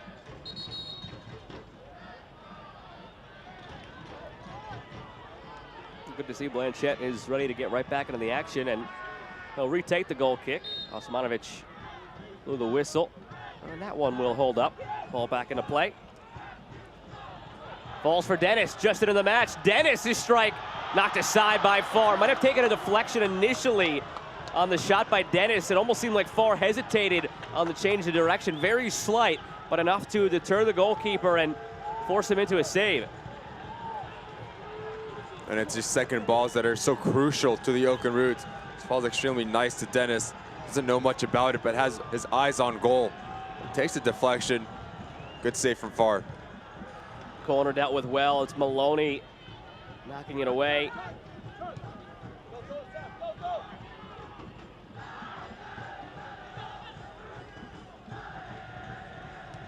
Ormella. Rito. Wide to Dennis. Dennis swerves it in, loose in the middle. And now cleared. Parano a chance to break out in transition. Being chased down by Janssen. Left it short of Adeniran, and a foul here against Patino. And Patino got away with it on the clash with Blanchette. And he picks up the yellow card here. This is brilliant recovery from the Oakland Roots. First it starts with Janssen to make life extremely difficult for Parano, and then it's Murad just to read this ball. There's only one place this ball can go, and it's just into Adeniran. He stands his ground positionally wise, steps up extremely good, and gets the body position of Santiago Patino. There's not a lot of contact there, but there is contact to pick up the striker, to pick up a yellow.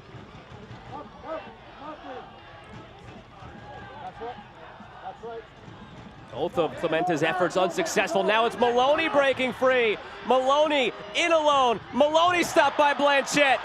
Adeniran keeps it alive. Sam Adeniran stopped by Blanchette. Reigning goalkeeper of the week, making a couple of big saves and keeping this one a one-goal game. Not out of the woods yet. Abu. Maloney centers. Clementa clears. Shades of the previous meeting this season when Blanchette made 6 saves and kept Oakland in it. And it's a bit too casual in the back, not once but twice from Clementa. But fortunate enough for the Oakland Roots, it's Maloney, not known for his goal scoring ability, getting on the end of this. Big time save from Blanchette, not once but twice, and that's the reason why he is your reigning goalkeeper of the week. The way that he comes out, he sees it the whole way through, and then to have the reaction to get up, to get well positioned, and the ball hits so well from San Adeniran. Just to see the difference of this first to second half of the Oakland Roots, just the way that they came approached after this talk from Nel Delgado. I don't know what he said, but whatever he said, very loud and clear in the message from these Oakland Roots players to execute on the field. Would have been Maloney's first goal of the year. Not meant to be, as Kamiri now picks up a yellow card. Now you're starting to see the emotions coming into play.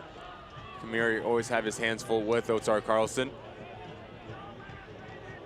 Just having positionally that striker to stay centrally, really lock up, whether it's Kamiri, whether it's Tainter. Manley just gives such a different look for and feel for this Oakland Roots team. Nicky Hernandez getting ready to check in now for San Antonio as the free kick is lobbed ahead, headed centrally, but a two-handed shove in the back by Murad to create that space for that header.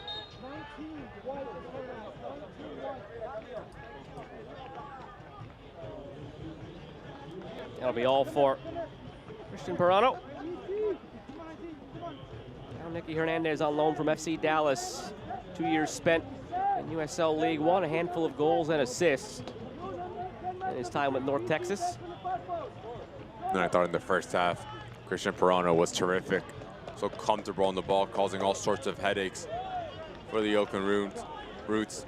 You know, Nicky Hernandez, how quickly can he acclimate to this game and get into rhythm is going to be massive going forward for San Antonio and Alan Marcina.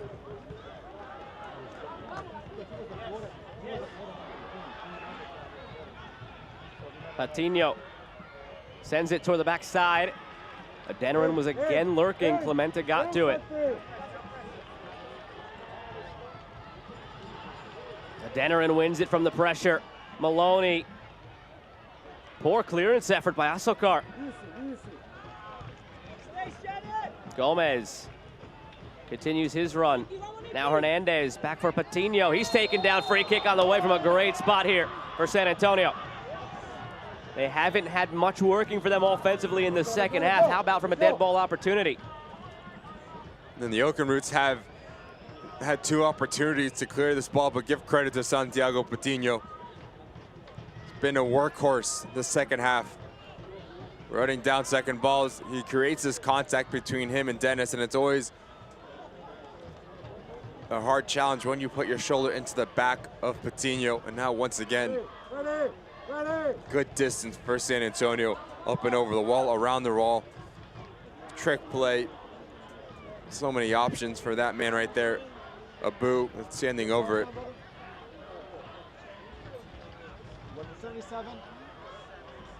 Abu went for the service from a similar area in the first half, but he was alone on that one. Now Nicky Hernandez joins him. Hernandez leaves it for Abu. Abu does go for a goal and puts it wide. It was well taken. Would have been his first of the year. Now Chuy Enriquez coming on for Mikael Janssen. So both of the recently anointed fathers, and Chuy Enriquez and Otar Carlson out there on the field. They both welcomed children into the world very recently for the Roots. And he hits this so well, Abu. Freezes Blanchette, just can only look at it a yard or 2 to the left, causing Blanchette problems. We haven't seen the same attacking fluidity for the San Antonio FC side in the second half, and that's credit to the Oakland Roots, just the ability to break the press, to deal with the press, to be cleaner with the ball. We'll make no mistake about it, the opportunity, the talent that Alan Marcina has on the field can change that in a matter of seconds. Don't miss a minute of the action 2022, whether your club is on the road or at home. Catch nearly every second of USL Championship action on ESPN Plus. Sign up today at plus.espn.com. And on ESPN Plus on Wednesday, you can catch the big one. USL is all for Republic. Tune in to the US Open Cup final as Sacramento Republic takes on Orlando City SC. Show your support using the hashtag #AllForRepublic on social media and watch Wednesday 7 on ESPN Plus. Menacing look here for San Antonio to make it 2. Fed across. Miss hit on the clearance by Asokar. Threat still alive for San Antonio. And now cleared by Fasore.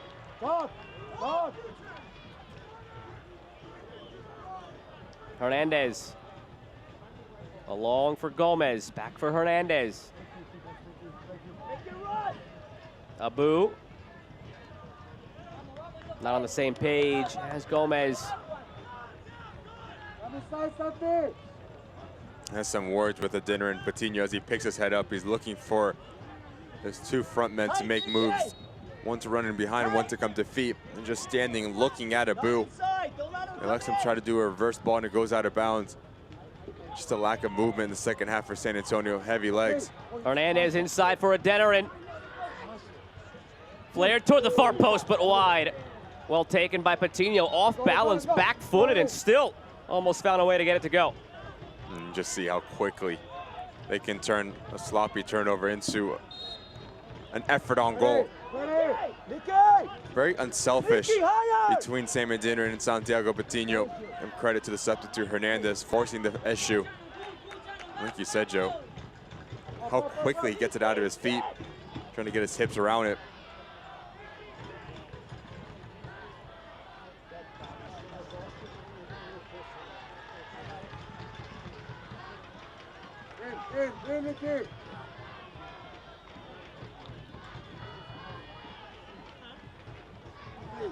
Another dangerous back pass here from Oakland, taken by Adeniran. Still Adeniran. Spins by Dennis. Adeniran looking to get by his man again. A second time, Clementa. No trouble in the end for Blanchette, but how about that from Adeniran? Another giveaway at the back from Oakland. Hernandez looking to make them pay, drives it right at Blanchette. All of a sudden, Oakland can't get it out of their own defensive third. And they've been doing so well in the second half. The last couple plays, just sloppy, uncharacteristic turnovers.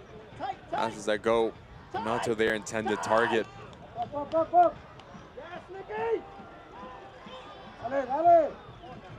Murad. Have to tip the cap as well to San Antonio and their relentless pressure in the late stages of this game. Non-stop. They were sitting back maybe for a little bit there to sort of, I guess, catch their breath and deal with the blows of Oakland, but it's back to full force now in the pressure, and Oakland struggling with it. Almost a couple of entries for when playing it out of the back goes wrong.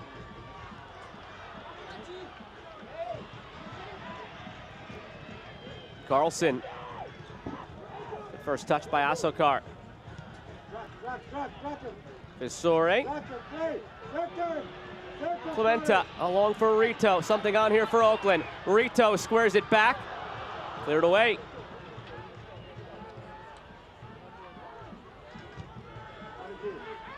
This is what it seemed like at times for Oakland last week against Sacramento, a game you and I had the pleasure of calling in that derby, where they would get to the attacking third. They would look around and just couldn't find that last link-up play to make something happen. And to start the second half, it was very fluid. A lot of creativity, a lot of ideas coming to life. And as of late, not quite the same. And then on the other side, San Antonio has been more active, moving together as a unit, clogging off passing lanes. We have to give credit to Abu and PC really playing together with that back three. In the middle part of the second half, we saw them get a little bit stretched. That's what you saw Janssen when he was in getting on the ball.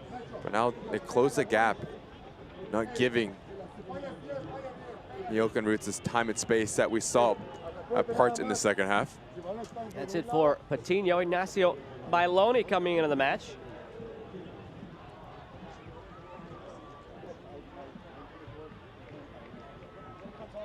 Productive day for Patino, threatening at times, never did find that goal, of course. The only goal scored back in the 5th minute by Sam Adeniran, still holding up now in the late stages. And he does so much work. Patino, yes, he scores goals, but he affects the game in so many different ways. His effort, his press, his creativity to create things, make things happen. Really good shift from the striker. Just under a quarter of an hour remaining here at Laney. Alongside Ricky Lopez-Espin, I'm Joe Malfa. Glad to have had you along tonight here on ESPN+.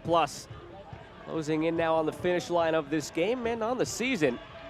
We're just at a handful of games to play. Some teams at 6, some teams at 7 now. After tonight, that is. Decision day on October 15th.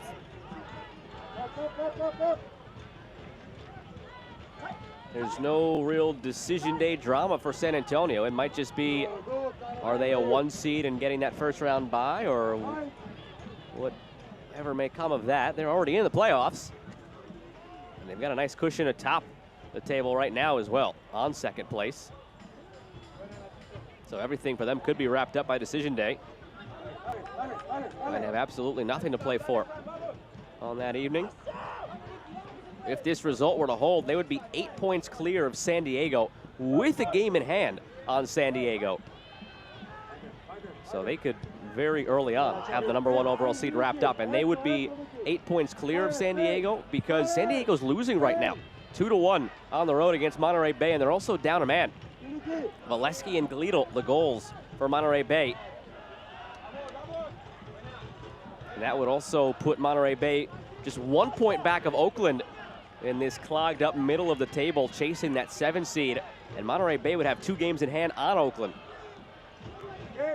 Not only on Oakland, but on Vegas, occupying 7th place. Monterey Bay, should the current results hold, would actually control their destiny. It would be 5 points back of Vegas with 2 games in hand.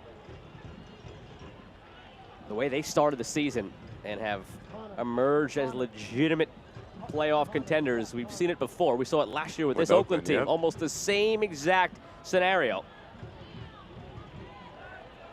Frank Yallop has that team playing out of its mind right now.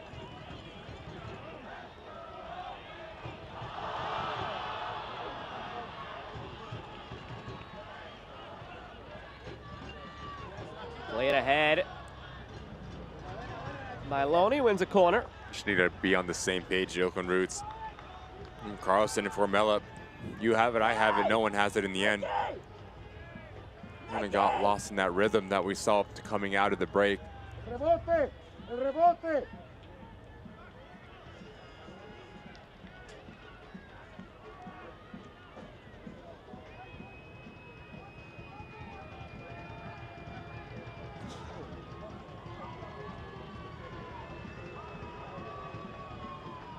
Sent in from the corner. Milone nods it down. That is their go-to move on set pieces like that. Knock it a bit long, head it across. Wait for somebody to pick up the loose change. Nobody was there, however. And with 10 to play, it's still San Antonio 1, but they've been the more menacing of the 2 sides the last few minutes. Here's Manley cutting in, laying it off. Adeniran to put it away, saved by Blanchette. He's made 3 big ones now in this second half to keep it 1-0. Twice denying Adeniran.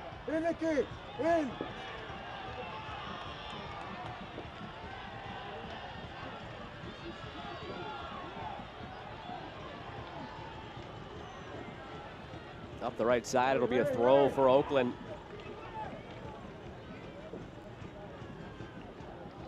Formella, another throw.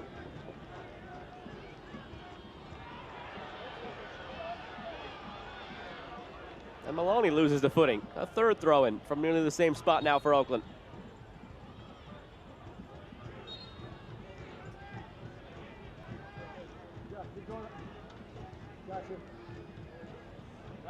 Drop.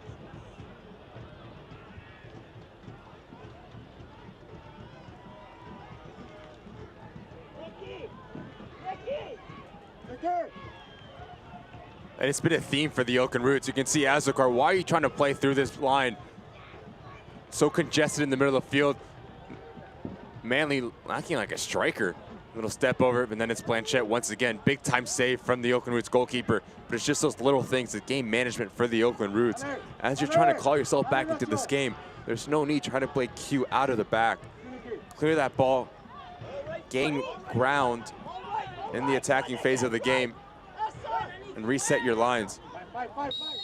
Something that in the second half, the Oakland Roots have not been extremely good in just picking and choosing the time when to play out of the back.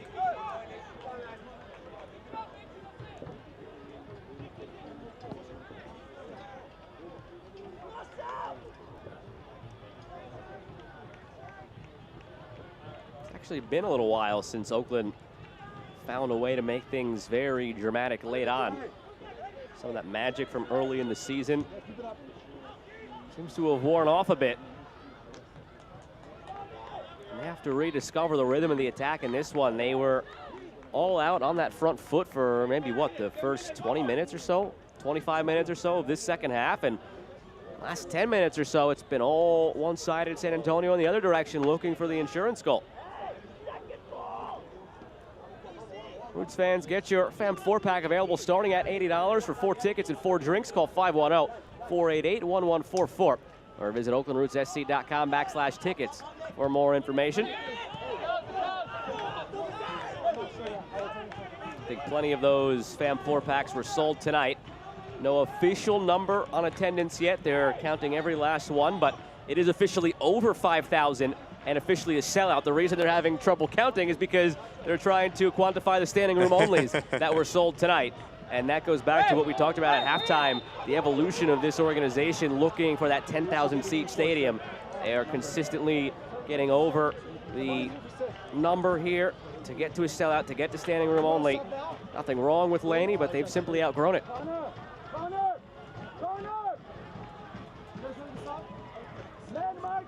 Number 17.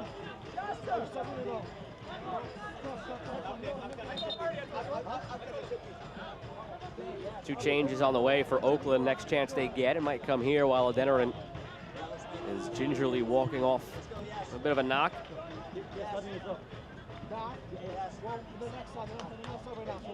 San Antonio will counter with 1 sub of their own.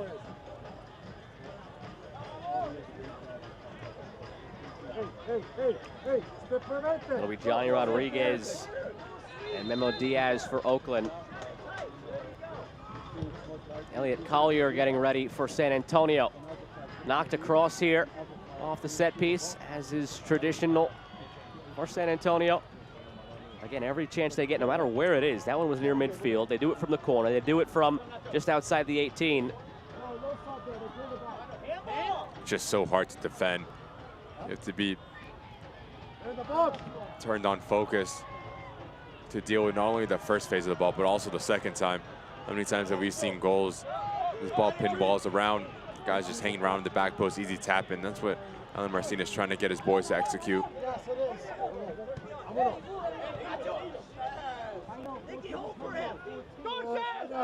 Gomez burns by Murad, puts it back stick. Adeniran takes a touch, it's deflected and in. Clemente got a piece of it. Blanchette was going the wrong way. Adeniran will get credit for a 2nd goal on the night. It gives him 9 on the year for San Antonio, and this one is now all but over.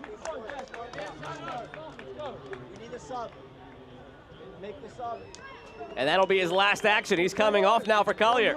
And it just starts from this back. Brilliant ball out from far. And then if you're Murad, you're going to have to be a bit more higher tempo as he clinches his left hamstring at the end of this play. We give credit to Gomez on the front foot. Good ball across, and the Sam Adeniran has the composure to take that first touch, change the angle. And it's an awkward little behind the leg from Clemente. Takes a deflection, catches Blanchette off his you know what? Balance. On second look, I don't know if it did. You don't think so? I think Adeniran just mishit it, and it happened to go through Clemente's legs. It's Murad out, as well as Formel out for Rodriguez and Diaz.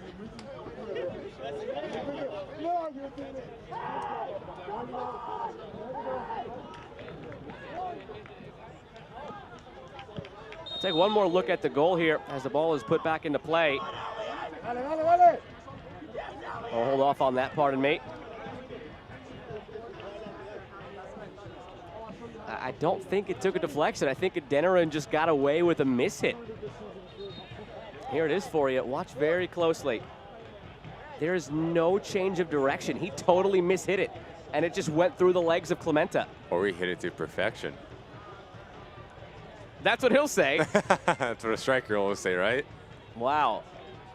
But no, it's one of those things that you know as you get more experience in playing. You take your first touch across and then you go back, the reverse. Because as a keeper, what are you doing? You follow your first touch, right? If you're Blanchette, you shuffle back to your left. And it's so hard for a keeper to go back once again down to your right-hand side. If he meant it, it's brilliant. It's an unbelievable heads-up play. Doesn't need to hit it hard, just needs to hit it right. Hey, a goal's a goal, and he's going to say he knew this, what he was doing, He is going right? to say it. But as you look at the replay, it looked like it came off the heel of his boot. Thought as well. He did not catch it cleanly. I don't care what he says. No, he didn't. No, at all. But it worked in the end, and when you're a goal scorer who is in form and now has 9 on the season, those are the breaks that go your way.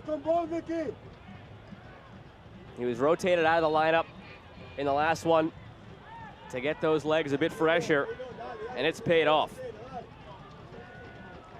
9 since joining on loan on June 11th. So 2 months and a couple of weeks. In 14 games, he has 9 goals.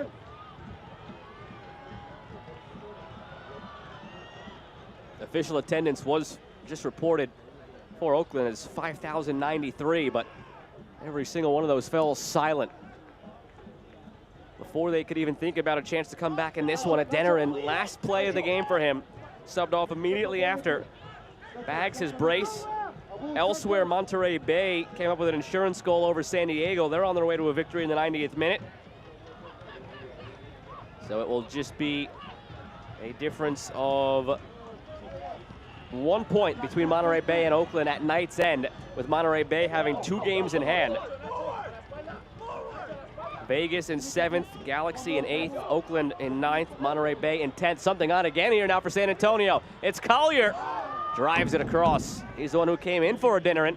Would have been only natural for him to get a goal.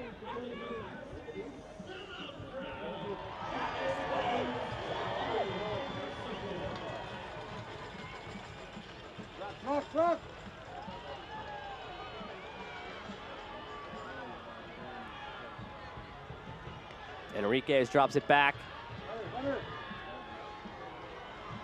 Diaz knocks it back. Asokar setting up a bike. You could tell where his intentions were. Visore drives it. Blocked by Tainer.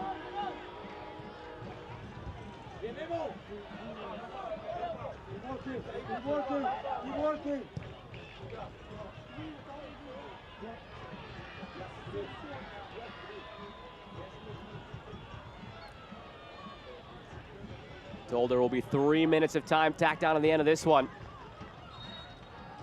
So under Alan Marcina, San Antonio. Mine is already on Wednesday with Sacramento. San Antonio will go on to a record of 10-0-2 over the last 2 seasons, coming off of a loss. Overall, 11-1-2 under Marcina, coming off of a loss. They just don't lose back-to-back games. Talk about reaction, talking about coming together. It's so easy to be on board when things are going well. When things aren't going well, pointing the fingers, it doesn't happen in this organization. And forget losing back-to-back games. They're not even tying after a loss. It's incredible. It's 11-1-2. Diaz takes a deflection. I don't know what the most impressive part of that is. The fact that it's 11 wins to only 1 loss and 2 draws, or the fact that, add that up, they've only lost 14 games under Alan Marcina. For some teams, that is a season. To the end line here. At the back post, headed on by Diaz and blocked. It does stay in. Diaz commits the foul. It's a bit heated after the play. Osmanovic comes in to quickly shut it down.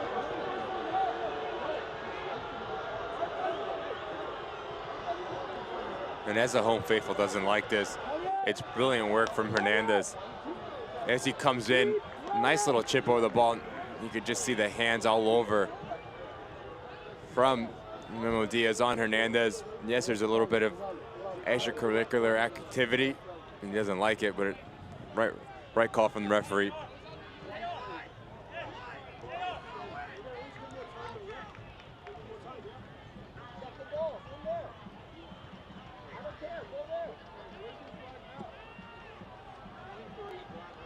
San Antonio, with this win, will further their chances at some history. In club history, they've already set their single-season wins record, now just continuing to push that higher. 57 points coming into the night, second most in club history. They'll get to 60 now, and they'll have 6 games to come up with a way to find 2 points and set that club record. And then in terms of the USL history, the league record for wins is 24. Diaz did pick up a yellow card in the aftermath. So the league record is 24 victories for a team. This will be 19 for San Antonio. Let's take a look, shall we, at the road ahead for San Antonio, and you tell me if they will get the 5 wins they need to at least tie. They're gonna have to go darn near perfect to break that record, but home to San Diego. The people can't see you nodding. You gotta tell me yes or no verbally. I'm thinking. All right, you seem to be in between. I'll call it a draw. I'll call it a draw. Free kick coming here for San Antonio. New Mexico at home. Colorado Springs at home. Win.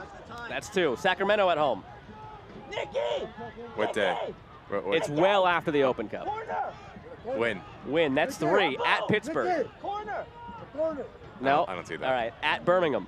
Yeah. That's 4. So on the last day, home against Orange County, they have a chance to get the 5th win in your eyes and tie the record.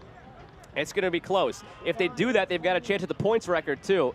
If they can go almost perfect, they'll be 18 points away from that after tonight, because tonight they take all 3 with a 2-0 win over the Oakland Roots. They're chasing history here in USL Championship. They've got 19 wins. They're 5 off the pace. They've got 60 points. They're 18 off the pace. It's going to be close for a dominant San Antonio team, responding very well to their last loss. And you have to give credit when credit is due. Alan Marcina pushed all the right buttons here tonight.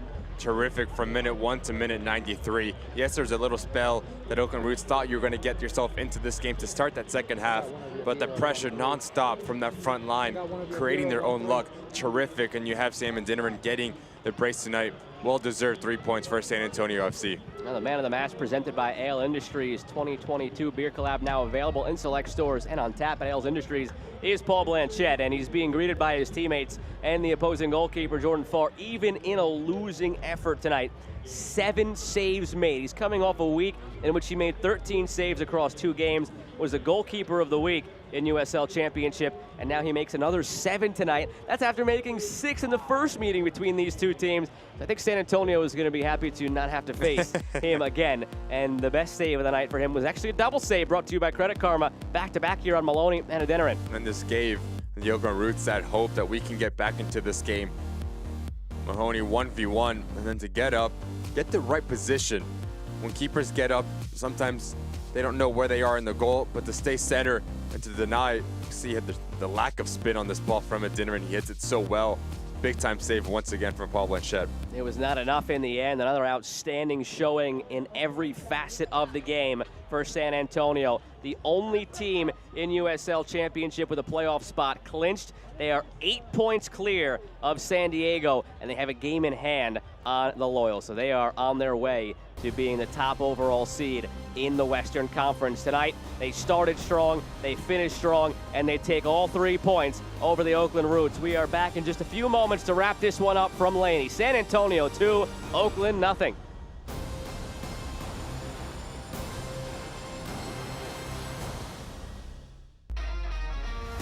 It doesn't matter how hard you play, practice, or compete, as long as you do it together. 1, 2, 3, party! That's why Anthem Blue Cross and Oakland Roots teamed up and took on food insecurity, improved physical and mental health through coaching clinics and mental health panels, and spoke out for social justice. We're committed to continuing our work to improve the lives and health of our community together. Visit oaklandrootssc.com/anthem. If Damian Lillard accepted his spot at the end of the bench, he never would have been at the rec center before it opened.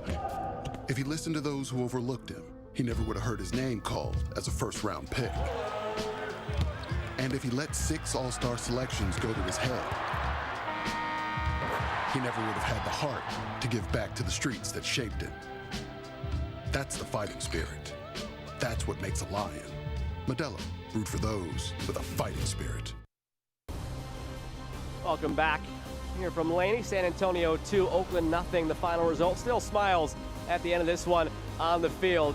You've got Kamiri with an Oakland shirt on, picking up the little girl, so I got to find out the story there. But it's all smiles on the San Antonio side after this one. UCSF held highlights full time. Go back to the 5th minute, the opening goal. And it just started so well for San Antonio. You can just see the time and space Abu has. Not good enough defensively for the Oakland Roots. Too many players watching. The quality that he has on that left foot is deadly. Puts his ball over the top on a dime. And Adeniran has a lot to do here. Bring it down, control himself, have the composure to stick it into the back post. And you thought after that it was going to be all rainbow and sunshine for San Antonio. But Oakland Roots had different agenda. Good understanding between Rito and Mafeka, who was very good when he was on the field. But that second touch just closes him down himself. Right there. Off the knee. Farr reads it, comes off big, comes out strong, and denies Rito the opening goal for the Oakland Roots. Early second half, Oakland was pressing, and it felt like they might have a chance to break through. It just never came. And it just started so well in the second half. The insertion of Carlson, creating a lot of havoc, confusion within the back line. Who's going to step to who? Oakland Roots, we're on the front foot. We're just unable to get over that hump, and it's another opportunity here. Dennis finds his ball. Good interchange where Carlson's sprinting off, and he only has one thing on his mind: to pull the trigger, test the shape, and how good Farr is. Big time save from the San Antonio goalkeeper, and then this is just well worked. Straight from the back, the understanding. Murad is caught a bit sleeping, caught a bit too casual, and then give credit to Gomez. Picks his pocket and then puts his ball across. Does he mean it? Does he not? Sami Zanin doesn't know, or he does know. The world will never know, right? But he knows what he's doing. He puts the ball in the back of net to get his brace, and San Antonio walks home with all 3 points in their pocket. Full-time stats brought to you by Mino Lotto, and we did figure it out, by the way. That was Matias Vasore's daughter. He was chatting with Yasir Kamiri, and they were having some fun on the field afterwards. 13 shots for Oakland, not good enough on the night, only 2 of those on target. And if you're Nil Delgado, it's an opportunity that goes missing. You were so good for maybe 10, 15, 20 minutes, but how can you get those 15 minutes to go over 90 minutes? Once you get that, you're going to be extremely hard, but it has to be now. You don't have that time to get things right, to start slow. And once again, it was a very slow start for the Oakland Roots, but Alan Marcina and the quality that he has on his roster came to fruition. Well deserve all 3 points. They rebound from their loss with a victory. San Antonio, they have a chance in the next one to really take hold of the Western Conference. They're already up 8 points with the game in hand on San Diego, who they play next week. On the other side, for the Roots, next up next Saturday on the road against Phoenix Rising. That does it for us tonight. From Laney, alongside my broadcast partner Ricky Lopez-Espin, on behalf of the crew that makes this all possible, I'm Joe Malva saying good night from Oakland, San Antonio 2, Oakland nothing.